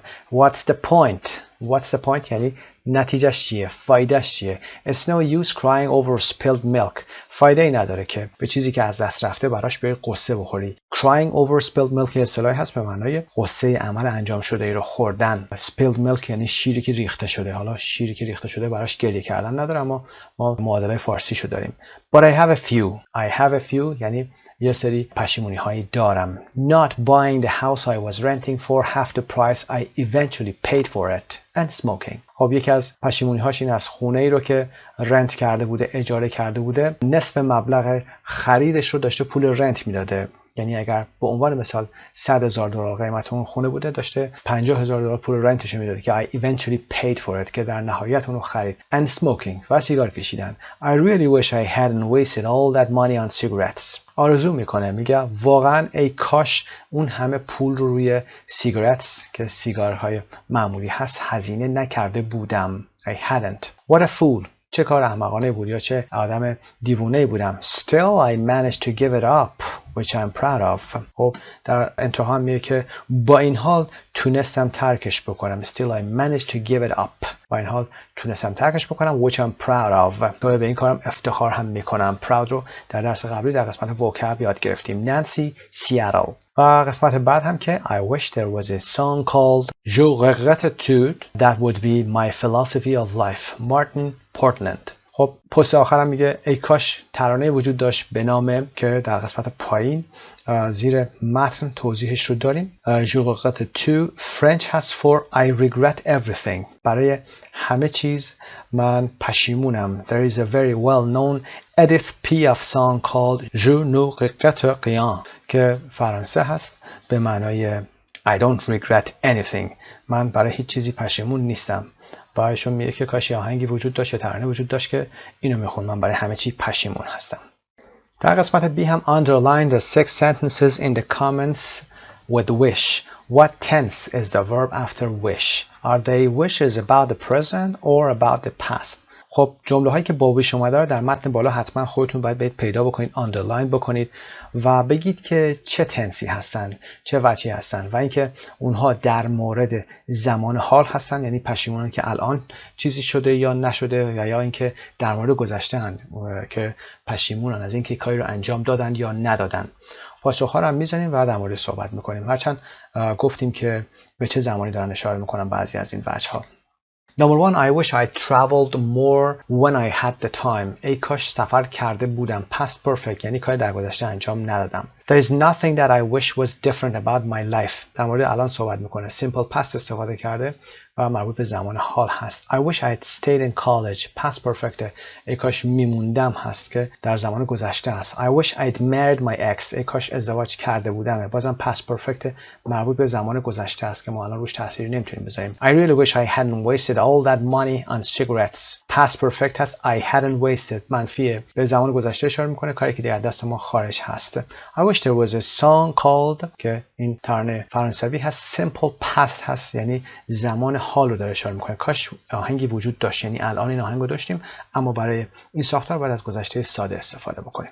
پاسخ قسمت بالا رو هم که گفتیم sentences 1, 3, 4 and 5 are the past perfect and refer to the past. Sentences 2 and 6 are the simple past and refer to the present. اما page 141 grammar bank 5b learn more about wish plus simple past or past perfect and practice it که این کار قسمت دوم ویدیوی گرامر درس 5b هست. مراجعه بفرمایید و کتاب رو در قسمت تمریناتش هم حل بکنید، ویدیو رو هم ملاحظه کنید و بعد برگردیم به ادامه درس که به pronunciation برسیم. Part 5 Pronunciation, Sentence Rhythm and Intonation. 319 Listen and write down 6 sentences with wish. خب جمله هایی رو که میشنوید رو باید فایل صوتی رو خودتون پخش بکنید و بیاید جمله ها رو بنویسید و بعد پاسخ ها رو با هم چک میکنیم که بریم قسمت B Match each sentence from A. فایل که میشنویم رو with the sentence below باید مچ بشن. سایت مجموعه زبان ایرانیان. 3.19 1. I wish I hadn't eaten 2 pieces of cake. 2. I wish I'd gone to college. 3. I wish it wasn't my turn to cook tonight. 4. I wish I knew where we were. 5. I wish we didn't have to go to your parents for dinner. 6. I wish I'd bought those shoes I saw on sale. حتما به نحوه اینتونیشن دقت کردید که چطور گفته میشه. معمولا I wish رو با شدت بیشتری میگیم. خب پاسخ‌ها رو هم ببینیم. متن فایل صوتی رو اینجا براتون گذاشتیم که بتونید استفاده بکنید. پاز بفرمایید، چک بفرمایید که آیا درست نوشتید یا نه. میتونیم توضیح هم بدیم براشون. I wish I hadn't eaten 2 pieces of cake. کاش که اون دوتا pieces of cake یعنی اون دوتا قطعه کیک رو نمیخورم، دوتا برش کیک رو نمیخورم. I wish I'd gone to college. کاش رفته بودم در زمان گذشته هست. I wish it wasn't my turn to cook tonight. کاش الان نوبت من نبود که یا امشب نوبت من نبود که آشپزی کنم. I wish I knew where we were. کاش میدونستم که الان کجا هستیم. به این معنا هست، در حالی که فعل به زمان گذشته هست اما معنای جمله زمان حاله. I wish we didn't have to go to your parents for dinner. کاش مجبور نبودیم که بریم خونه والدین تو برای شام. به زمان حال داره اشاره میکنه، فعل گذشته ساده هست. I wish I'd bought those shoes I saw on sale. کاش وقتی حراجی گذاشته بودن اون کفشا رو خریده بودم. I'd bought past perfect هست، به زمان گذشته اشاره میکنه، کاری که انجام نداده الان. پارت بی هم که گفتیم چیکار باید بکنید، میتونید یه بار دیگه به فایل صوتی گوش بکنید و با این جمله ها مچشون کنید. با هم به فایل صوتی گوش بکنیم. 3.20 1. I wish I hadn't eaten 2 pieces of cake. Well, it's not my fault. You have no self-control. 2. I wish I'd gone to college. Well, it isn't too late. You're only 22. 3. I wish it wasn't my turn to cook tonight. Sorry, but it is, and I'm getting hungry. 4. I wish I knew where we were. Well, don't ask me. I've never been here before. 5. I wish we didn't have to go to your parents for dinner. Do you want me to call and make an excuse? 6. I wish I'd bought those shoes I saw on sale. Why don't you go back to the store and see if they still have them? خب پاسخ‌ها رو هم سمت راست میذاریم. نمبر 1 D هست، نمبر 2 C، نمبر 3 F، 4 B، 5A و 6 هم که E هست. و اما جمله ها به این شکل است. Do you want me to call and make an excuse؟ میخوای که من زنگ بزنم و make an excuse یعنی بهانه بیارم. استرس excuse رو دقت داشته باشید بالای C قرار میگیره و اینجا S خونده میشه. excuse نخونیم اینجا چون verb نیست. to make an excuse یعنی بهانه آوردن. Well don't ask me. قسمت B هست. از من نپرس. I've never been here before. من هیچ وقت اینجا نبودم. C. Well it isn't too late. خب حالا دیر نشده. You're only 22. فقط 22 سالته. و D. Well it's not my fault. خب این اشتباه من نیست. You have no self-control. شما که اصلا رو خودت کنترلی نداری. و E. Why don't you go back to the store and see if they still have them. چرا برنمیگردی اون فروشگاه و ببینی که شاید اونو هنوز داشته باشن یا اون کفشا رو. و F. Sorry but it is. And I'm getting hungry. متاسفم اما هست و من داره گشنم میشه. در قسمت 6 listening speaking 321 listen and match speakers 1 to 5 with their regrets. There is one sentence you don't need to use. خب 5 تا سپیکر داریم که صحبت میکنن با ریگرت هایی که اومده و یه جمله هم اضافه است. باید چک بفرمایید و مچ کنید. این کار رو انجام بدید و بعد با هم چک خواهیم کرد. 3.21 1. The only thing I really regret is not having had the courage to talk to a girl I met at a party last summer. Is not having had the courage. اینکه شجاعت این رو نداشتم to talk to a girl که با دختری که در یک مهمانی تابستان گذشته ملاقات کردم صحبت بکنم. I really liked her. She was very attractive. But I just wasn't brave enough to start a conversation. I just wasn't brave enough. گفتیم ساختار صفت به علاوه enough رو میاریم یعنی صفت قبل از enough قرار میگیره و میگیم که به اندازه کافی شجاع نبودم. I wasn't brave enough to do something to start a conversation. I wish I'd tried. I'm absolutely positive we would have gotten along well. I'm absolutely positive. کاملا مطمئن هستم که we would have gotten along well. به خوبی میتونستیم با هم کنار بیایم و با هم دوست بشیم. Now it's too late. She's engaged to another guy. حالا دیگه خیلی دیر شده. She's engaged یعنی she has engaged با کسی دیگه نامزد کرده. To another guy. 2. At the risk of sounding really negative, the one thing I really regret in my life is getting married.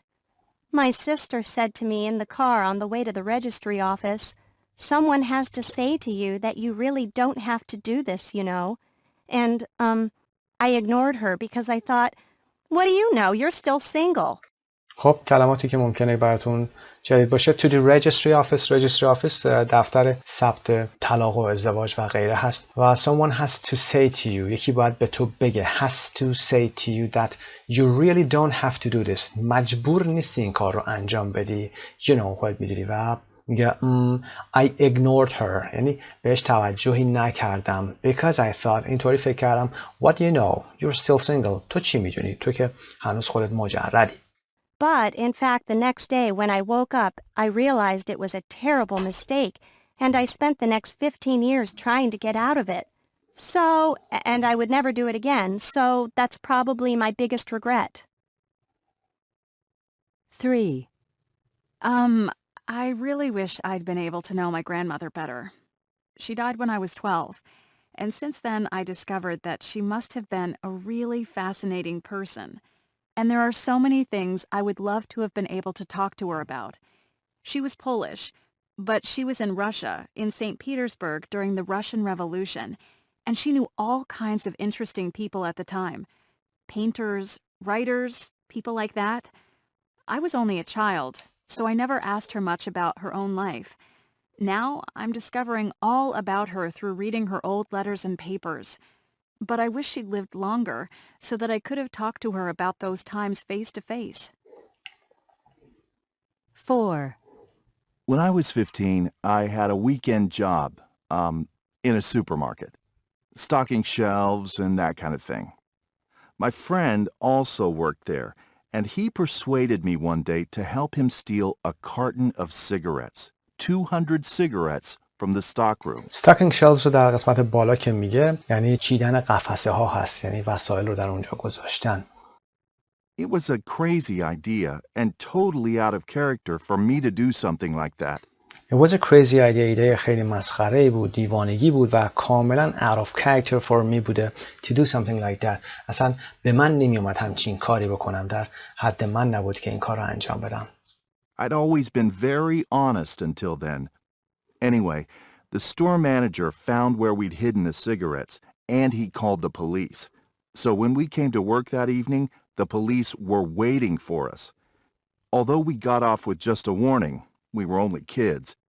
The police came to my house and talked to my mom. I felt so awful. But in the long run, it was probably a good thing because it meant that I never ever thought about stealing something again. In the long run یعنی در بلند مدت این probably a good thing بوده. برای من نتیجه خوبی داشته. 5. When I was 16, I got the chance to change schools and go to a better school to do my last 2 years. My parents were really eager for me to change schools because they thought I'd probably get better scores on the college aptitude test and have a better chance of going to college. But I was totally against the idea because I didn't want to leave all my friends behind and I didn't know anyone at the other school. So in the end, I managed to convince them and I stayed at my old school. I did okay on the test, but not super well. Now I regret not listening to my parents because I think it would have been better for my future career. But at the time, I just couldn't see it. Okay, now I regret not listening to my parents. از اینکه اون زمان به حرف پدر و مادرم گوش نکردم پشیمونم. I regret not listening. گوش نکردن رو آورده. I regret listening. از گوش کردن پشیمون هستم. و در این قسمتم but at the time یعنی در اون زمان I just couldn't see it. نمیتونستم این رو درک کنم. پاسخ خواهم که اینجا قرار میدیم سمت راست. Speaker 1 E هست. Speaker 2 F. Speaker 3 B. Speaker 4 C و Speaker 5 هم که A هست. در قسمت B Listen again. Why do the speakers mention or say the following? چرا این following رو اشاره میکنن و یا میگن جمله که در پایین میاد. Number 1 for example I really liked her. Now it's too late. خیلی دوستش داشتم یا واقعا دوستش داشتم. الان خیلی دیره. پاسخ ها رو با هم چک میکنیم. 1. I really liked her. He was attracted to the girl. جذب دختره شده بود. دوست داشت دختره رو. It's too late because the girl who he was too afraid to talk to is now engaged to be married. اون دختری که اون خیلی میترسید ازش بره صحبت بکنه الان engaged شده برای ازدواج و یعنی نامزد کرده برای ازدواج. Number 2. Someone has to say to you that you really don't have to do this. This is what her sister said on the way to her wedding. چیزی که خواهرش روز عروسیش بهش گفت. I spent the next 15 years trying to get out of it. This is how long it took her to get divorced. جمله بعدی رو برای این میگه خاطر اینکه 15 سال طول کشید تا بتونه get divorced کنه، ازش طلاق بگیره. و number 3, the Russian Revolution. Her Polish grandmother was in Russia during the revolution and met many interesting people, painters, writers, etc. Her granddaughter wishes she could have talked to her about this time. نوش آرزو میکنه که کاش باهاش صحبت کرده بود در مورد این دوره. و old letters چرا اشاره میکنه؟ By reading her old letters, the granddaughter is finding out about her life. با خوندن نامه‌هاش در مورد زندگی مادر بزرگ متوجه میشه. Number 4, it was a crazy idea and totally out of character و in the long run it was probably a good thing. The man was usually very honest. it was out of character. همیشه این آدم صادقی بوده و از این آدم بعید بوده که همچین کار بکنه. و در in the long run گفتیم he realizes now that in the end it probably had a positive effect on his life because he never stole anything again. تاثیر مثبتی داشته در بلند مدت براش که دیگه از این به بعد این کار رو نکرد. و number 5, my parents were really eager for me to change schools. Her parents wanted her to go to a better school. They were eager یعنی مشتاق بودن. But I was totally against the idea. کاملا مخالف این ایده بوده. At the time she didn't want to change school. At the time یعنی در اون زمان اون نمیخواست که مدرسه‌ش رو عوض کنه. و اما part C, work in small groups. Tell the other students about 2 things you wish you could do but you can't. خب اینا رو باید به دوستاتون بگید. اگر تنها هستید خودتون هم از چیزهایی که یاد گرفتید، ریگرت ها و یا کارهای دیگه‌ای که هست از wish استفاده بکنید و بیایید صحبت بکنید. 2 things you wish you could do. 2 تا چیزی که آرزو می‌کردید میتونستید انجام بدید اما نمیتونید. از برای هر کدومشون حتما 2 مثال بزنید. For example, I wish I could play the guitar or piano or I wish I could speak a foreign language. 2 things that you wish you had that would improve your life.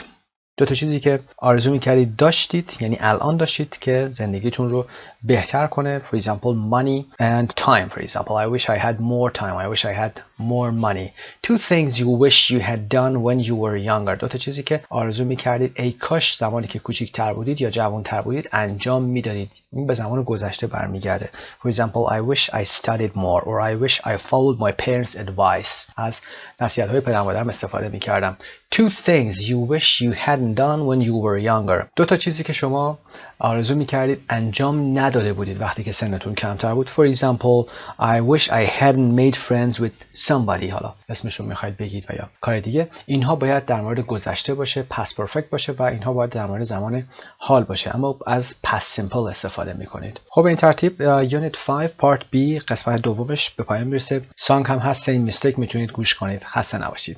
به نام خدا. Colloquial English Unit 4 and 5 Talking about waste. در درس Colloquial English و یا انگلیسی محاوره‌ای امروز می‌خوایم در مورد حفظ محیط زیست که یکی از مهمترین موضوعات امروز هست صحبت بکنیم. خانم کاندیدا برادی یک روزنامه‌نگار و فیلمساز بریتانیایی هست. موضوعاتی هست 2 ویدیو رو از ایشون خواهیم داشت. فیلمی که ساخته در موردش صحبت میکنه و بعد هم میریم نظرات چند نفر در خیابان رو آن د استریت ببینیم و موضوعات بعدی رو با هم پیگیری کنیم و نکات گرامری هم اگر داره با هم داشته باشیم. و اما قسمت اول رو یک ویدیویی هست. قبل از اون که ویدیو رو ببینید بریم قسمت A رو ببینیم با هم. Read the biographical information about Candida Brady. Have you seen Trashed or any other documentary film about the environment? فیلم ترش در مورد صحبت میکنیم. متن پایین رو با هم ببینیم. Candida Brady is a British journalist and filmmaker. She founded her film company. Founded her film company یعنی شرکت فیلمسازیش رو ساخت یا تأسیس کرد. Found وربش هست. Founded که گذشته found میشه. Blenheim Films اسم شرکتشه in 1996 and has produced and directed several documentaries که documentary هستن، فیلم های مستند on a variety of topics و در مورد موضوعات مختلف including youth culture, music and ballet که نوعی رقص است. In 2012, Candida completed her first documentary feature film, Trashed. اسم فیلمش هست which follows the actor Jeremy Irons که دنبال میکنه در این فیلم آقای جرمی آیرنز رو که حتما میشناسید، هنرپیشه معروف است. Around the world as he discovers the growing environmental and health problems. مشکلات محیط زیستی رو که در حال رشد هست caused by waste که توسط زباله ها ایجاد شده. The billions of tons of garbage that we generate every day. میلیون ها تن garbage یا زباله که ما در طول روز یا روزانه تولید میکنیم. And the way we deal with it. The soundtrack for the film was composed by the Greek composer Vangelis, who wrote the award-winning soundtrack to Chariots of Fire. خب ونگلس رو میشناسید که یک کامپوزر معروف یونانی هست. آهنگ‌های مختلفش رو حتما گوش کردید. و the film had a special screening at the 2012 Cannes Film Festival که فستیوال فیلم کن هست. ما میگیم کن که کنز هست روش نوشتنش اما در فرانسه هست. خب فستیوال فیلم کن در سال 2012 نشون داده and has won several awards at film festivals including the Tokyo International Film Festival. در فستیوال فیلم بین‌المللی توکیو هم اونجا اواردهایی رو گرفته، چندین اوارد رو برنده شده، جایزه رو برنده شده. خب با هم قسمت اول ویدیو رو می‌بینیم.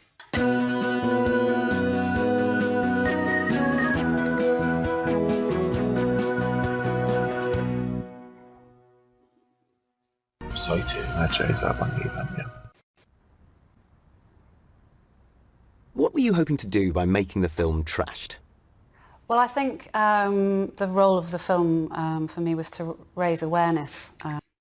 To raise awareness. To raise awareness یعنی بالا بردن سطح آگاهی. raise بالا بردن هست. awareness آگاهی هست. اسمش هست. On the topic and get it into the press so that people could start having a meaningful conversation about waste, which is not a particularly attractive subject, let's say.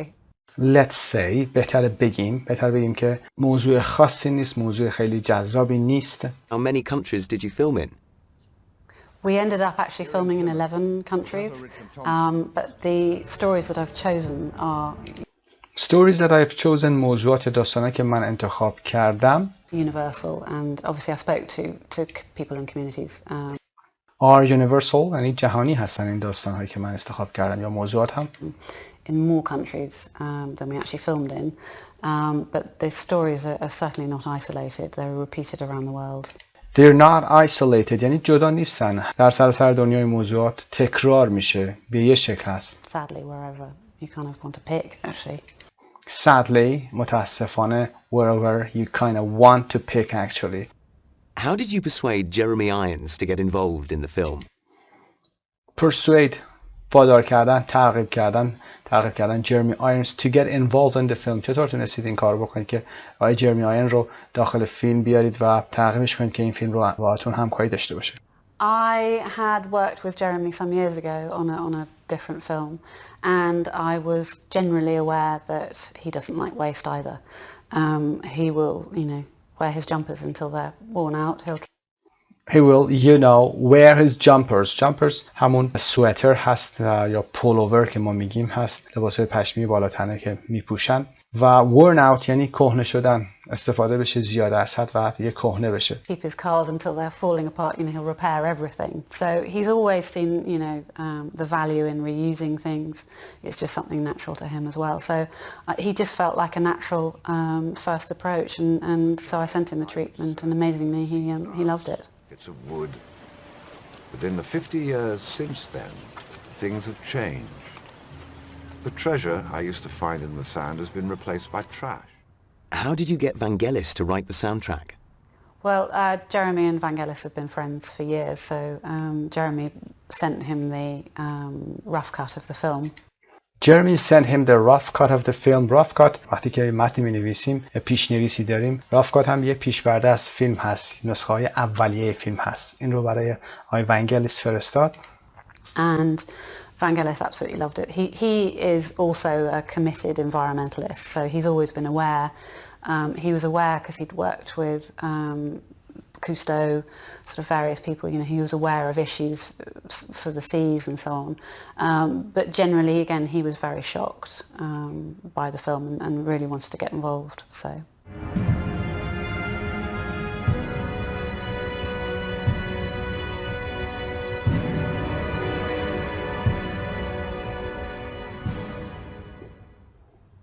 What research did you do before you started making the film? I spent about a year talking to communities, talking to experts, obviously reading an awful lot. Obviously reading an awful lot یعنی که خیلی زیاد خوندم. مطالعه کردم. And just ingesting it all because obviously again it's such an enormous topic to take on. Just ingesting it all به خاطر اینکه این حجم اطلاعات زیاد بوده باید این رو میخونده و اینو باید هضم کرده. ingesting هم در قسمت گوارش و هم در خوندن مطالب به معنی هضم کردن اون موضوع هست به خاطر اینکه obviously again it's such an enormous topic موضوع خیلی بزرگی هست to take on که بخواید روش کار کنی یا بپذیری این رو. Okay, mark the sentences true or false. پاسخ‌ها رو در سمت راست براتون میذاریم. Candida made the film trash because she wanted people to know more about the problem of waste. True. Jeremy Irons is a person who loves buying new things. False. Candida was surprised that he immediately loved the film proposal. True. Number 4. Vangelis is a good friend of Candida's. False. Number 5. Vangelis had previous experience of projects related to the environment. True. Number 6. She didn't need to do much research before making the film because she was already an expert on the subject. False. Part C. Now listen again and say why the F sentences are false. پاسخ‌ها رو میذاریم. مطمئناً خودتون میتونید پاسخ‌ها رو در بیارید از متن، ولی اگر نتونستید به این قسمت مراجعه بکنید. Number 2. Jeremy Irons keeps things a long time until they are worn out. گفتیم تا وقتی که دیگه کهنه بشن. For example, jumpers or sweaters or car. He doesn't like waste. Number 4. Vangelis is Jeremy's friend. Number 6. She spent a year talking to people, communities and experts. خب در قسمت گلاسری هم که rough cut رو آورده. تلفظش هم ببینید I کوتاه هست، هر دو تا rough cut. The first version of a film after the different scenes have been put together. خب در قسمت پایین ژاک کوستو هست که well-known French conservationist and filmmaker who studied the ocean and all forms of life in water. 324. Now watch or listen to part 2. Answer the questions. خب به فایل صوتی گوش کنید یا ویدیو رو حتما از قبل خودتون ملاحظه بفرمایید و به سوالات پایین پاسخ بدید. ویدیو رو با هم می‌بینیم.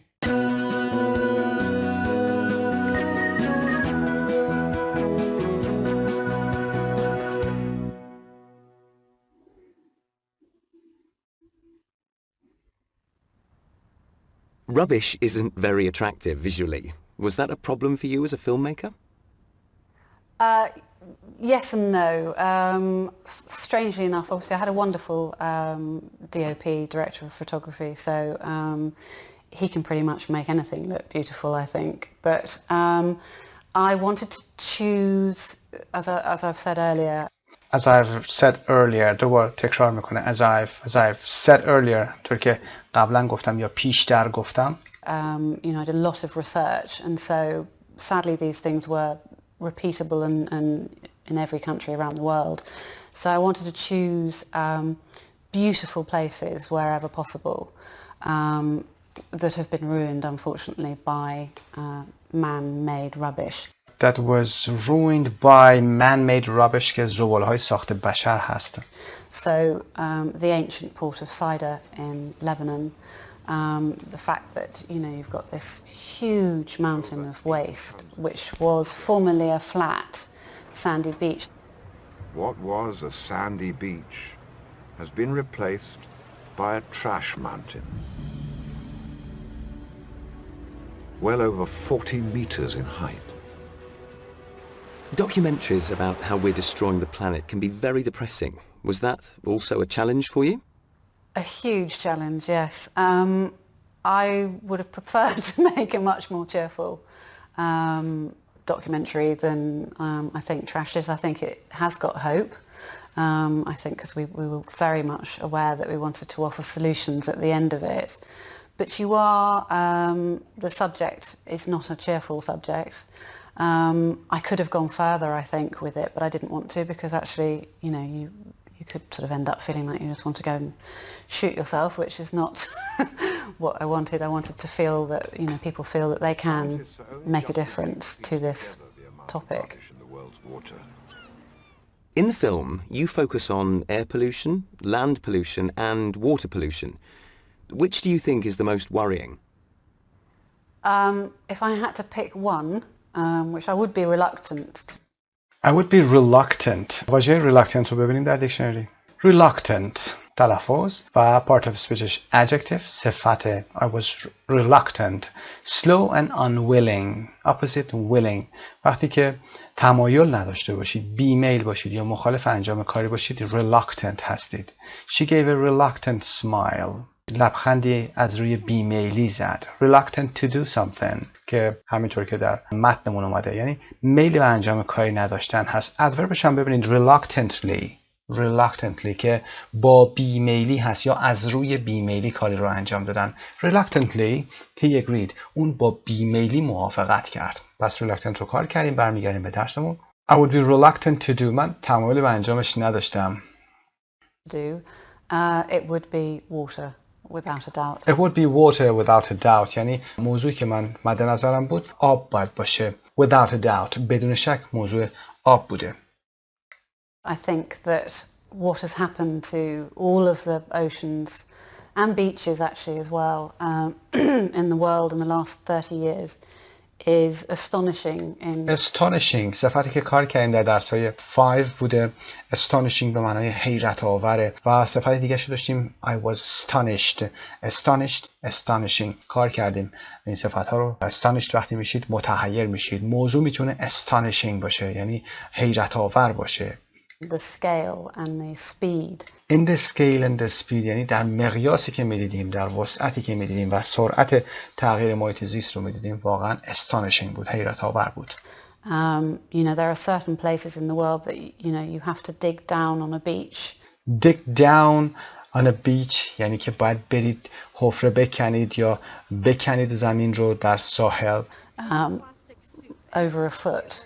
Over a foot یعنی بیشتر از 30 سانت به واحد طولی که گفتیم هست. بیشتر از 30 سانت باید بکنید، حفر کنید زمین رو. Before you will find sand that doesn't have plastic in it. تا جایی که در زمین ماسه‌ای رو پیدا کنید که در اون پلاستیک وجود نداشته باشه. Unfortunately, what's happened with the way that soft plastic degrades. That soft plastic degrades. soft plastic پلاستیک های نرم هستن. degrade رو با هم ببینیم. degrade as a verb و معنای آخرمون که technical هست رو با هم کار میکنیم. If a substance, chemical, etc. degrades or if something degrades it changes to a simpler form. اگر چیزی حالا ماده شیمیایی degrade بشه، تجزیه میشه، به واحدهای کوچکتری تقسیم میشه، به فرم ساده تری تبدیل میشه.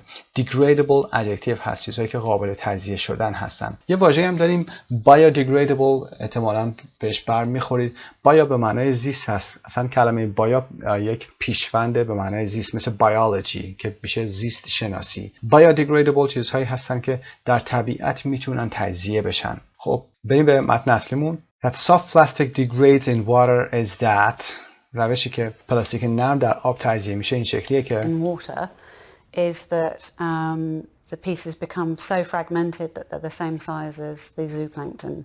The pieces become so fragmented. Fragmented یعنی قطعه شدن، ریز شدن. اونقدر ریز میشن become so fragmented that they are the same size as the zooplankton. تقریبا به اندازه سایز پلانکتون ها میشن که همون موجودات ریز شناور در دریا هستن و خوراک ماهی ها هستن. Which is obviously in the food chain.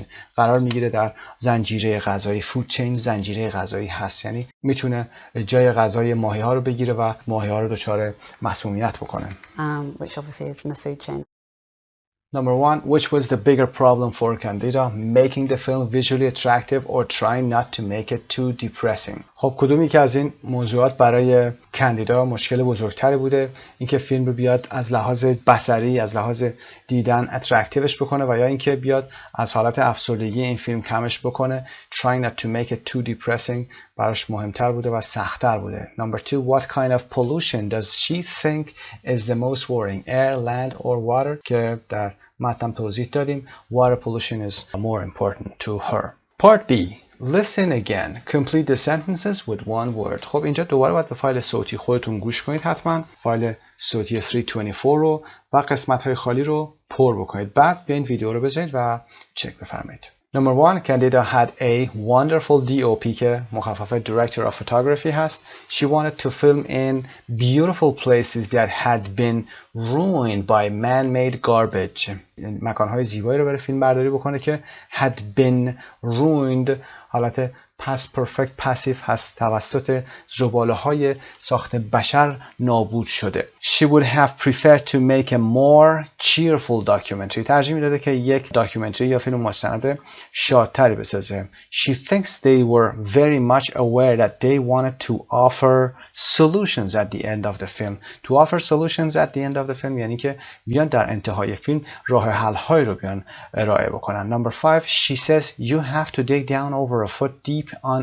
a beach to find sand that doesn't have any plastic in it. که این رو کار کردیم. She says the pieces of plastic in water become so fragmented that they're the same size as the zooplankton, which is in the food chain.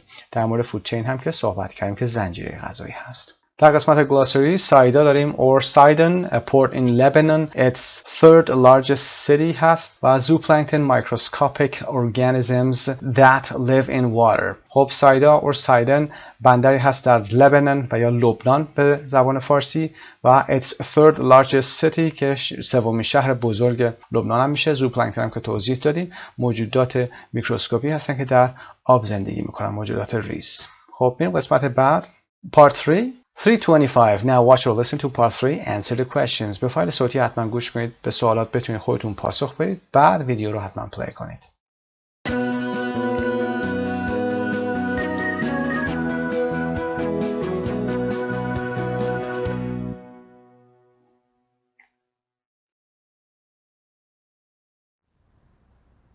Who do you think is mostly to blame for the problems we have with waste? I tried very hard actually not to blame one person or things. I tried hard not to blame one person or things. و با قیدهای دیگه actually و غیره رو میاد میگه کامنت میگه سعی کردم، خیلی زیاد سعی کردم در واقع که کسی رو مقصر نکنم یا چیزهایی رو موضوعاتی رو نیم مقصر نکنم. To blame somebody. In the film actually quite deliberately. Quite deliberately یعنی نسبتاً آمدانه این کار رو کردم، از روی قصد این کار رو کردم. Because I think in a way it lets us off the hook. It lets us off the hook یعنی که ما رو از این مسئولیت رها میکنه. این مسئولیت رو از دوش ما بر میداره. And it also I think we all need to work on the problem together because it's too complicated to blame one person or one thing or one act or you know I think it's multifaceted unfortunately. It's multifaceted. بریم این لغت رو ببینیم در دیکشنری. Multifaceted تلفظ multifaceted. Adjective هست having many parts or sides. چیزی که چندین جهت داشته باشه، چندین پهلو داشته باشه، پیچیده است و بغرنج، کامپلکسه. For example, a multifaceted campaign to reduce teen pregnancy. خب یک کمپین multifaceted یعنی چند پهلو یا پیچیده علیه بارداری در سنین نوجوانی هست. خب پس multifaceted، multi چند هست، پیشوند هست، facet هم که pahluha و جنبه های یک موضوع هست. Your film finishes on an optimistic note with the example of San Francisco's zero waste policy. Can you tell us a bit about that?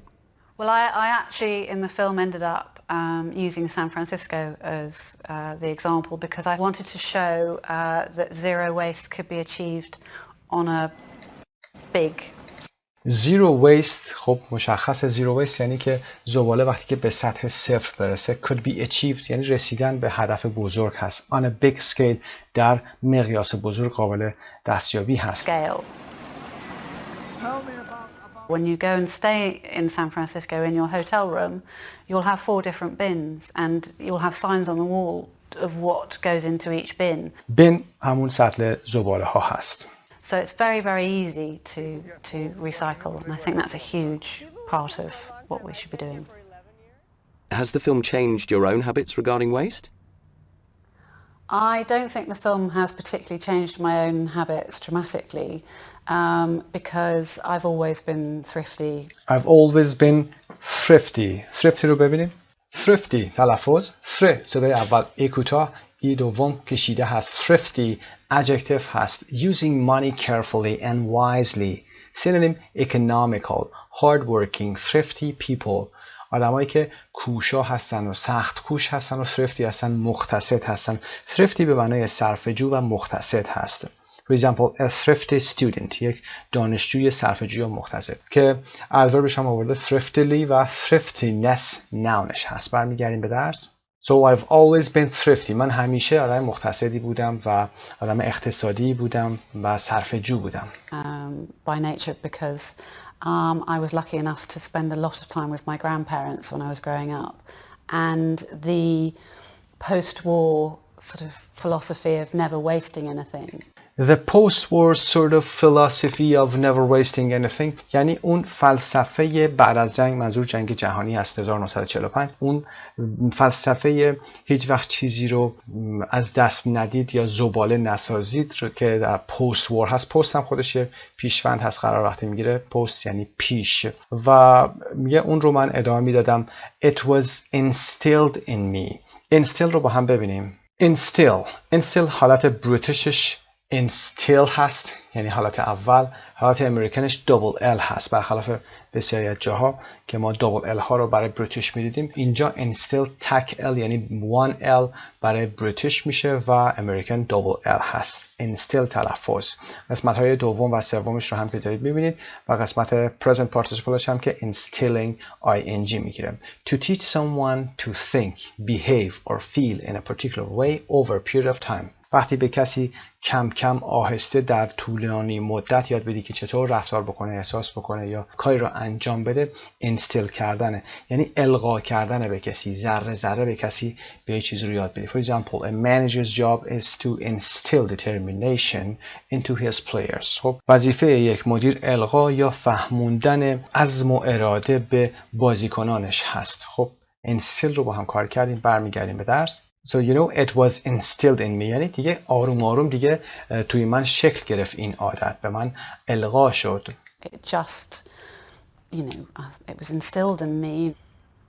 I ride the same bicycle that I've had since I was 15 years old, and I've over the years obviously had it repaired, but I take tremendous pride in the fact that I've always To take pride in the fact that یعنی برای چیزی به خود بالیدن، مفتخر بودن. و در این قسمت ما میبینیم I take tremendous pride in the fact that یعنی بی اندازه یا به مقدار خیلی زیادی به این موضوع افتخار میکنم. tremendous pride که میتونه کالوکیشن خوبی باشه. ridden the same bike, and you know I have lovely memories of it. So and with it, so I think we need a sort of slight change of mindset to make things.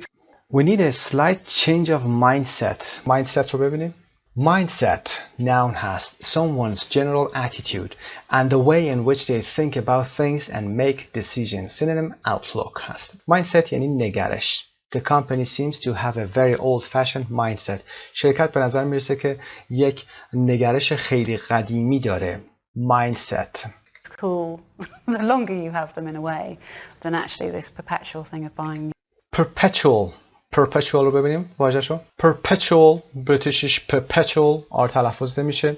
Adjective هست usually before noun. معمولا صفتی هست که قبل از اسم قرار میگیره. Number 1 رو ببینیم. Continuing all the time without changing or stopping. Continuous هست. The perpetual noise of the machines. صدای پشت هم یا همیشگی اون دستگاه ها. و perpetual به معنی ابدی، همیشگی هست. perpetuate هم وربش هست، میتونید چک بفرمایید. در قسمت پایینم که perpetually adverb. Things for the sake of it. Question number 1. Who does she blame for the problem of waste? To blame someone for something. اون کیو مقصر میدونه برای زباله ها. Number 2. Why does San Francisco offer a positive note at the end of the film? چرا سان فرانسیسکو که شهر سان فرانسیسکو است و در اونجا فیلم رو گرفتن، زیرو ویست پالیسی داره، اونجا نکته مثبتی رو در انتهای فیلم ارائه میکنه. و اینکه نمبر 3 has the film changed her own habits؟ آیا فیلم عادتهای خود ایشون رو تغییر داده؟ پاسخ‌ها رو میذاریم براتون. She tries not to blame one person. صحبت کردیم، تلاش میکنه که کسی رو مقصر ندونه. Number 2 because San Francisco shows that zero waste can be achieved on a big scale. و این رو هم که کار کردیم. Number 3 no پاسخش هست it hasn't changed her habit. کلمه dramatically رو هم استفاده میکنه، خیلی تغییری نداده چون خودش این تغییرات رو قبلا در خودش به وجود آورده بوده. میریم قسمت بعد. Listen again. What does she say about؟ این موضوعات رو یه دور گوش کنید ببینید که در مورد این موضوعات چه چیزایی گفته میشه. Hotels in San Francisco. Number 2 her grandparents. Number 3 her bicycle. بعد از این موضوعات باید بتونید بگید که چه موضوعاتی اشاره شده، در مورد این موضوعات چه صحبت‌هایی شده. پاسخ رو هم براتون می‌ذاریم، لطفاً چک بفرمایید.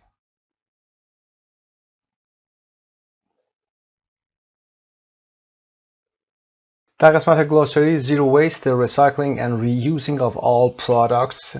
استفاده از همه محصولات دوباره استفاده کردنشون و دوباره بازیافت کردنشون هست. بینز هم که گفتیم containers جمع بین هست where people throw their garbage، جایی که وسایلشون رو میندازن، زباله هاشون رو میندازن که سطل آشغالا هست. Part 2 Looking at language. Comment adverbs. Comment adverb رو در گذشته کار کردیم. اینجا یک نکته دیگه هم میخواد براش بده و یه سری تمرینات رو داریم باش. Candida uses a lot of comment adverbs, for example, unfortunately, to clarify how she feels about what she is saying. کاندیدا از comment adverbs های زیادی استفاده میکنه، از این نوع ورب هایی که برای تفسیر هست که نمونهش هم unfortunately آورده، برای شفاف سازی احساساتش، چیزهایی که داره میگه، از این ادورب ها استفاده میکنه. بعد در قسمت پایین بریم به فایل صوتی گوش بکنیم و قسمت های خالی رو از این ادورب ها پر کنیم. Listen to some extracts from the interview and write in the missing adverbs. 3.26 Interview with a film director. Looking at language. 1. We ended up actually filming in 11 countries. We ended up actually filming in 11 countries. Actually رو در اینجا قرار میدیم. Ended up یعنی کارمون به اینجا ختم شد که در واقع در 11 کشور فیلم برداری کردیم. 2. But the stories that I've chosen are universal, and obviously I spoke to And obviously I spoke to people in communities in more countries than we actually filmed in. خب پاسخ دو هم که obviously هست، آشکارا. 3. And so I sent him the treatment, and amazingly he loved it. And amazingly he loved it. 4. But generally again he was very shocked. But generally again بازم مثل همیشه generally again he was very shocked. اون خیلی متحیر شده بود. By the film and really wanted to get involved. 5. Yes and no. Strangely enough, obviously. Strangely enough دوباره obviously استفاده میکنه. So I had a wonderful DOP, director of photography, so he can pretty much make anything look beautiful. 6. I did a lot of research, and so sadly these things were repeatable and sadly قید دیگه هست که در اینجا استفاده میکنه، معنی متاسفانه هست. And in every country around the world. 7. Unfortunately, what's happened with the way that soft plastic degrades in water is that the pieces become so fragmented. خب پاسخهای این قسمت رو هم میذاریم. Number 1 actually, number 2 obviously, number 3 amazingly, 4 generally, 5 strangely, 6 sadly و unfortunately رو خانم کاندیدا استفاده کرده در گفتگوهاش تا شفاف‌سازی بیشتری داشته باشه در گفتگوش. خب میریم قسمت بعد part 3 on the street. خب میتونید به فایل صوتی 327 گوش کنید، تمرین‌های پایین رو انجام بدید و بعد میایم ویدیو رو با هم نگاه میکنیم. اما افرادی که در on the street این قسمت هستن سالی انگلیش هست، جو انگلیش، جیل امریکن هست و پرنجال که امریکن هست.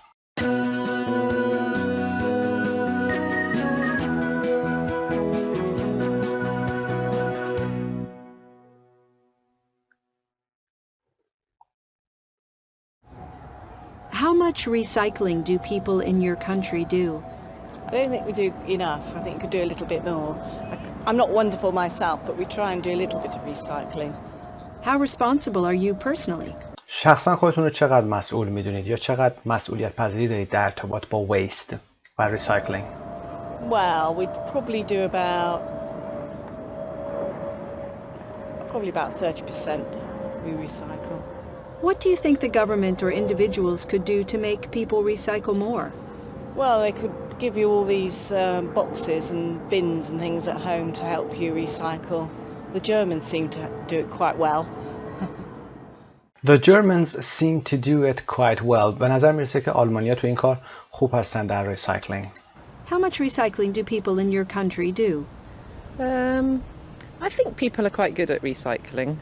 I think now that the waste companies come and collect recycling from the houses, people haven't really got an excuse not to recycle. People haven't really got an excuse not to recycle anymore. خب excuse رو گفتیم، بهانه. دیگه واقعا بهانه‌ای ندارن برای ریسایکل نکردن. Anymore. How responsible are you personally?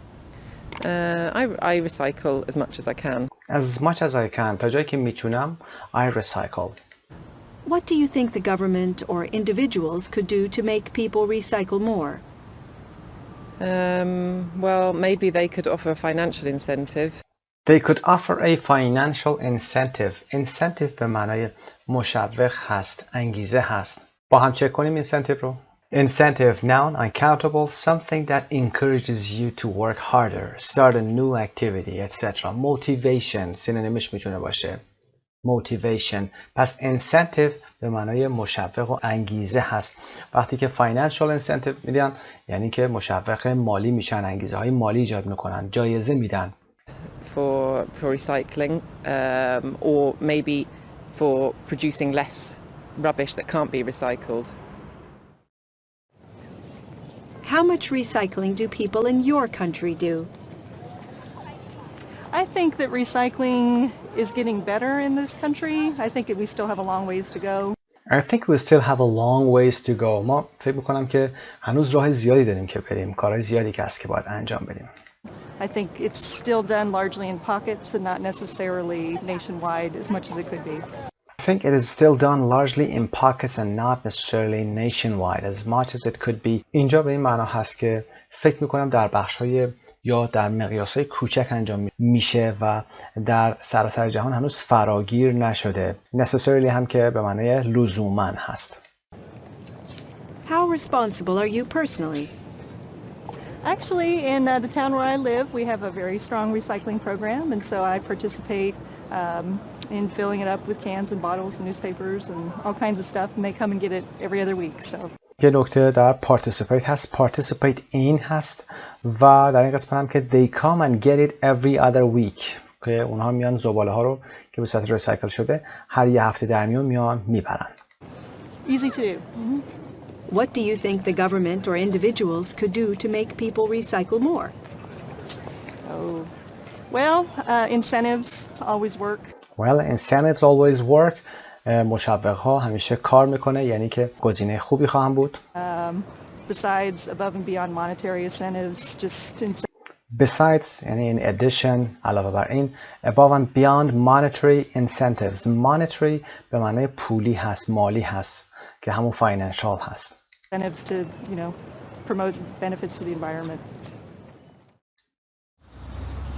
How much recycling do people in your country do? I don't think people in the U.S. recycle enough. I think we should recycle more, and I'm even guilty of not recycling enough, but I don't. I'm even guilty of not recycling enough. یعنی من خودم مقصرم در recycling enough نکردن، در بازیافت نکردن زباله‌ها. I think we recycle enough. How responsible are you personally? Personally, I'm not really that responsible in cycling. I'll be honest. I'm not really that responsible. اونقدر خودم هم مسئول نیستم. مسئولیت پذیری ندارم. That responsible یعنی اونقدر. I don't really recycle that often, but if I do get the opportunity to recycle, I will. What do you think the government or individuals could do to make people recycle more? Well, I think it's important for individuals to realize that even the smallest difference makes a big difference, and so if everyone can just get in that mindset that the smallest change they can make in their lives makes a big difference, I think that will in fact make a big difference. خب پاسخ قسمت A هم Joe has the most positive attitude که این خانم انگلیسی هست. Watch or listen again. Who? S for Sally, J for Jill, PR for Pranjal. خب قسمت پایین رو ببینید. Thinks the government should offer money for recycling and producing less garbage. Thinks it's up to people themselves to realize that it is worth recycling. یعنی کار ریسایکل کردن ارزشش رو داره، بازیافت کردن ارزشمند هست. Thinks the government should provide more containers for recycling. Containers هم که ظروف هستن، ظروف مخصوص. Thinks the government should do more to show people why recycling is good for the environment. و پاسخ‌ها هم که قرار داده میشه اینجا براتون. حالا قسمت 328 watch or listen and complete the highlighted colloquial English phrases. What do you think they mean? من به فایل صوتی 328 گوش کنید، قسمت‌های خالی رو پر بکنید و بعد با هم صحبت خواهیم کرد در مورد این کلمات محاوره‌ای. 3.28 Colloquial English phrases. 1. Well, maybe they could offer a financial incentive for recycling. Well, maybe they could offer a financial incentive گفتیم مشوق هست، انگیزه هست و financial گفتیم که به معنای مالی هست، مشوق‌های مالی. Number 2. 2. I think we still have a long ways to go. We still have a long ways to go. وای زیادی داریم. 3. Besides above and beyond monetary incentives, just Besides above and beyond بالاتر و فراتر از monetary incentives که گفتیم که مشوق‌های مالی هست. incentives to, promote benefits to the environment. 4. Filling it up with cans and bottles and newspapers and all kinds of stuff. Filling it up with cans and bottles و میان اون ظرفا رو از cans and bottles که قوطی‌های حلبی هست و بطری‌ها پر می‌کنیم، newspapers و یا روزنامه‌ها رو توش می‌ریزیم and all kinds of stuff و همه چیزها، انواع وسایل، انواع زباله‌ها. 5. So if everyone can just get in that mindset that mindset گفتیم که نگرش هست. اگر همه میتونستن اون نوع نگرش رو پیدا بکنن که the smallest change they can make in their lives makes a big difference. The smallest change they can make in their lives makes a big difference. هر کدومشون اگر کوچکترین تغییر رو در زندگیشون ایجاد بکنن میتونه تغییر بزرگی در کل جامعه به وجود بیاره. پاسخ هم قرار داده میشه اینجا براتون که بتونید چک بکنید و بعد بریم قسمت speaking.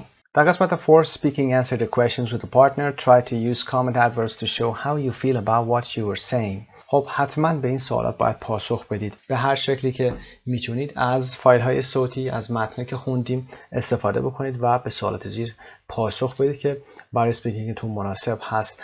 Number 1. How much recycling do people in your country do? خب حتما این رو باید با یه پرسنتی بگید درصد رو بگید یا بگید که زیاد انجام میشه یا انجام نمیشه، توضیحی براش داشته باشید. How much recycling do you do personally؟ در مورد خودتون صحبت بکنید. نمونه حداقل 4 نمونه در بالا داشتیم. What do you think the government or individuals could do to make people recycle more? Number 4. What do you think that companies and stores could do to reduce the amount of waste? Number 5. Are you optimistic or pessimistic؟ گفتیم مثبت نگر و یا منفی نگر هستید. About the future of the environment. آیا در مورد آینده محیط زیست مثبت نگر هستید، مثبت اندیش هستید یا منفی نگر هستید؟ خب این قسمت حتما با دوستاتون و یا به تنهایی انجام بدید.